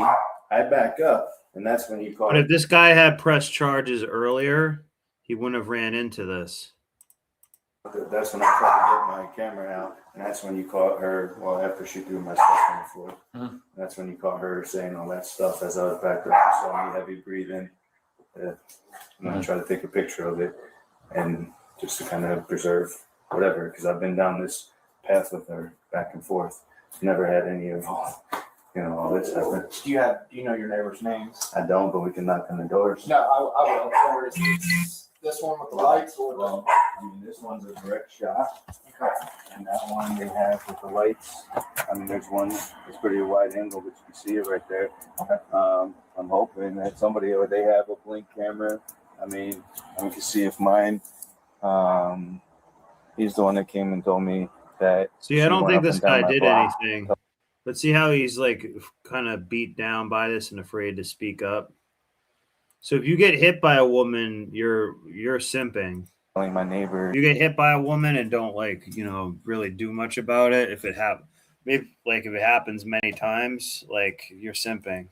That I was going to rape and kidnap their kids. I just moved into my neighborhood, and she went up and down the block telling my neighbors I was going to rape and kidnap their kids. Who does that? You guys. Can you imagine that? Listen to what this guy just said. Listen how evil this woman is. She hits me. I back up, and that's when you caught. That's when I tried to get my camera out, and that's when you caught her. Well, after she threw my stuff on the floor, that's when you caught her saying all that stuff as I was back up. You saw me heavy breathing. And I tried to take a picture of it, and just to kind of preserve whatever, because I've been down this path with her back and forth. Never had any of all this happen. do you know your neighbors' names? I don't, but we can knock on the doors. No, I will. Or is this one with the lights or I mean, this one's a direct shot, and that one they told me that she went up and down my block telling my neighbors that I was going to rape and kidnap their kids. I just moved into my neighborhood, and she went up and down the block telling my neighbors I was going to rape and kidnap their kids. Who does that? You guys don't have kids together. You have kids together, right? No. Okay. That's why she said your kids still live with you. Yes, because The day she filed her fake ass CPO, after she found out I bought this house because she is unhinged, I had to escape with my 2 children. Wow, look at this guy. Look at what a maniac that woman is. They're gonna wreck this guy's home and his family, like his kids. She just put it all about her. The only way for us to survive, yes. And she has her daughter Ansel. Long story short, she told my ex-wife that there's a CPO. She told my ex-wife's attorney, and I have the cell phone documents to prove it. And when we go on Wednesday, she's done for, and that's why she's becoming unhinged, because she's literally has no money. She doesn't work. Becoming homeless. Look at this. She has no money, doesn't work, just takes, and causes. She's just an agent of chaos. I've learned a lot in this marriage. I'll just say about how calculating people can be, and she takes the cake. And now I have to go and apologize to these people for causing this kind of strife. Like, The husband's video evidence showed Kelly acting like a human wrecking ball inside his home. Her behavior was truly insufferable, proving that she wasn't there for a car seat, but rather to cause a massive, festive holiday scene. Hello, hello. So, and came up with a solution, if you're okay with it. Okay. Without you having to email it, if you would be okay, we can record it with a body camera. Okay. If you could start it to before all that yelling and screaming. Over the garage or this one? Which one did you show me first? This one. Start with that one. Okay. And then we'll pair up the other one after. I think they're just talking normal right now.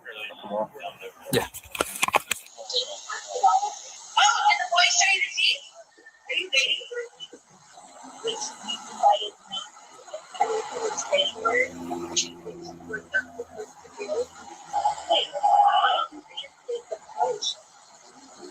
Why don't you reinstate the vote? I didn't say anything about that. I didn't say anything about that.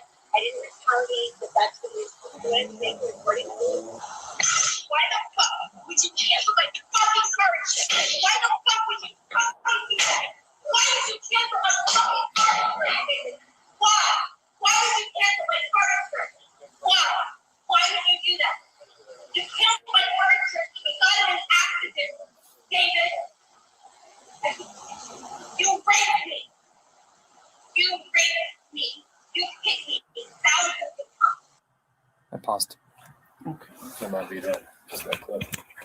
Yeah, he has the same video, but he was recording his phone. He had it in front. So.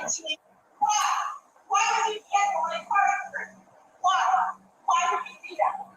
You canceled my car insurance.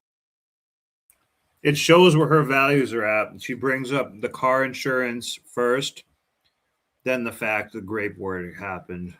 So she doesn't even care about that. She's just saying it to make him look bad. That's fine. We appreciate it. We appreciate it. Hello, sir. Sorry to bother you. I was just wondering, does any of your cameras capture that house at all? Yeah. Would you be able to review them in the last about hour or so? We had an incident across the street, so we were just wondering if we had camera footage of that. Well, this one will see No. the house minus like Maybe say no. That one sees most of the street, yeah. Okay. If you wouldn't mind, please. You know roughly what time? I'll get you a time. 1 second.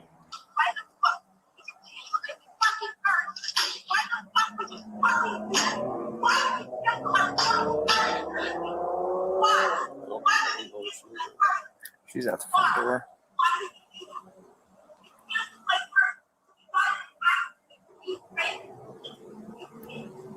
You guys need this for anything, I can probably screenshot it and send a text or something.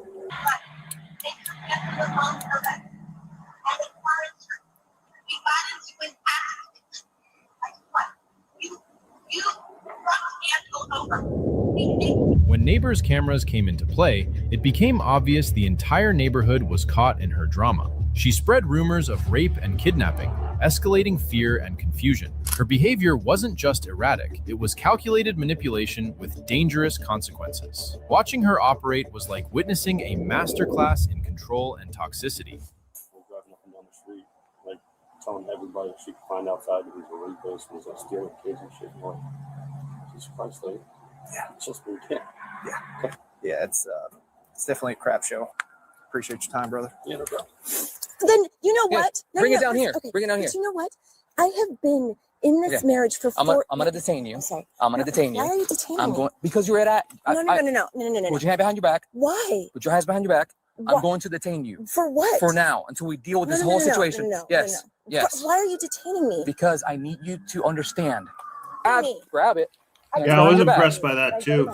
No, you're staying right here. Okay, great. And he's. I need you to stop resisting. I'm not resisting. You're pulling away from me. That's the definition of resisting. I'm not Stay- resisting. This is one of the worst women we've actually seen because can you imagine that type of character assassination that they're going around saying that they're going to like grape your kids and kidnap them and stuff like that? Going and telling other people that, especially this woman here who would maybe seem like kind of believable or something. Insane. And that guy had kids too. Why doesn't this woman just walk away? Calm down. I am calm. You're not. You're pulling away from me. Hi, David. Don't pull I'm away not from me. Pulling away from Yes, you. you are. I'm not. I'm walking. Are you gonna let me cuff you? No, you don't need to. Then cuff that's me. resisting. Okay. I said you don't need to. I'm gonna hold you right here until everybody arrives. Then it's like I need you to put your hands behind your back. My hands are behind my Okay. back. Let me cuff you. Why? So I can detain you. Why are you detaining Because me? you're not Because listening. I am listening. Why are you detaining me if I'm listening to you? Why are you detaining me if I'm listening to you? Hi. I need it. He's the one that hit me. Why are you detaining me? Relax. You're in. I got one detain. Why are you detaining me? For now. Why are you detaining me? I wasn't resisting arrest. Pulling away from me? Yeah, I'd say so. I wasn't pulling away from you. Right here. Okay. Where are you taking me? Right to my cruiser until we figure the things out. Are you going to? But I didn't do anything wrong. And that's what we're here to figure out. Taking off the scene, man. Why are you detaining me? So we can figure things out. Just hang tight. Kelly's quest for a booster seat ended with a cozy seat in the back of a patrol car. She was the most evil, belligerent, entitled, toxic woman the street had likely ever seen in one night. She thought she could manipulate the police, but the camera footage and her own erratic behavior told a much different story. Kelly faced charges of domestic battery, resisting an officer without violence, and criminal mischief for damaging property. If you found this breakdown helpful and want more, hit the like button and make sure to subscribe so you don't miss the next case. Thanks for watching. She did basically a complete character assassination of that guy too. Notice she didn't get in any trouble for that at all. Watching. We'll see you in the next one. And we are learning more about life in the Fairfax household through a friend of Justin's who knew him for years. She says her thoughts are focused on Serena and her children in the wake of this awful tragedy. Sophia Nelson spoke with the I-Team's Scott Taylor today. Scott, what's she telling you? Well, Nelson wants the focus moving forward to be on Serena and the kids right now, and eventually a larger and deeper conversation about mental health for men and domestic violence. Serena Fairfax, anyone who knew her knew she was an amazing woman. Kind, good, a great Yeah, they should have put dentist, her in a kid's seat in the cop car. faithful to her patients and her community, and faithful and loyal to her husband at the most difficult and dark moment ever for their marriage and for their family. Early Thursday morning, Serena was killed in her home by her husband, former Virginia Lieutenant Governor Justin Fairfax, who then took his own life. Sophia Nelson has been friends with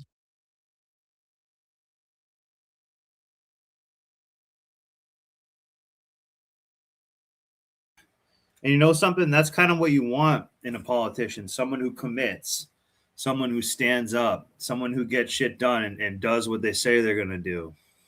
And is just this psychopath. Justin Fairfax for years. There is no excuse for what he did. It is unconscionable Nelson says she spoke to Justin Fairfax on Tuesday. She tells me she saw no warning signs of potential violence, though she and others close to him had encouraged him to get help as he struggled with the couple's impending divorce. But she didn't know a judge had ordered him to move out of the house and granted custody of their children to Serena. I was also unaware that there was a gun in the home. Had I been aware of those two things, and I think I speak for a couple of other people who were talking to him like. But guys, divorce killed him. The marriage killed him. That's what killed him. That's what triggered the whole thing. Really, probably the marriage. That's really what killed him. Me as late as Tuesday, I would have physically gone to the house and got the weapon out. Nelson spoke with Justin Fairfax on Tuesday. No, you mentioned that you spoke to him on Tuesday. Was there any indication that law enforcement should be contacted on what was happening with him and his family life? No, I mean, Justin was depressed pretty much every day. He was down. While serving as Virginia's lieutenant governor in 2019, Justin Fairfax was accused of sexual assault by two women dating back to 2000 and 2004 before he was married. He denied those claims and no charges were ever filed. And while his political career would never recover, his wife, Serena, stood by him. When he spoke about Serena, even in the context of them divorcing, never said anything unkind or hateful. I think there's a bigger conversation for us to have about this, but not right now. I think we have to talk about men in depression. I think we have to talk about domestic violence. If you or someone you know is in a relationship that feels unsafe, you can call the Domestic National Violence Hotline or text START to 88788. Help is available 24 hours a day. For the I-Team, Scott Taylor, 7 News.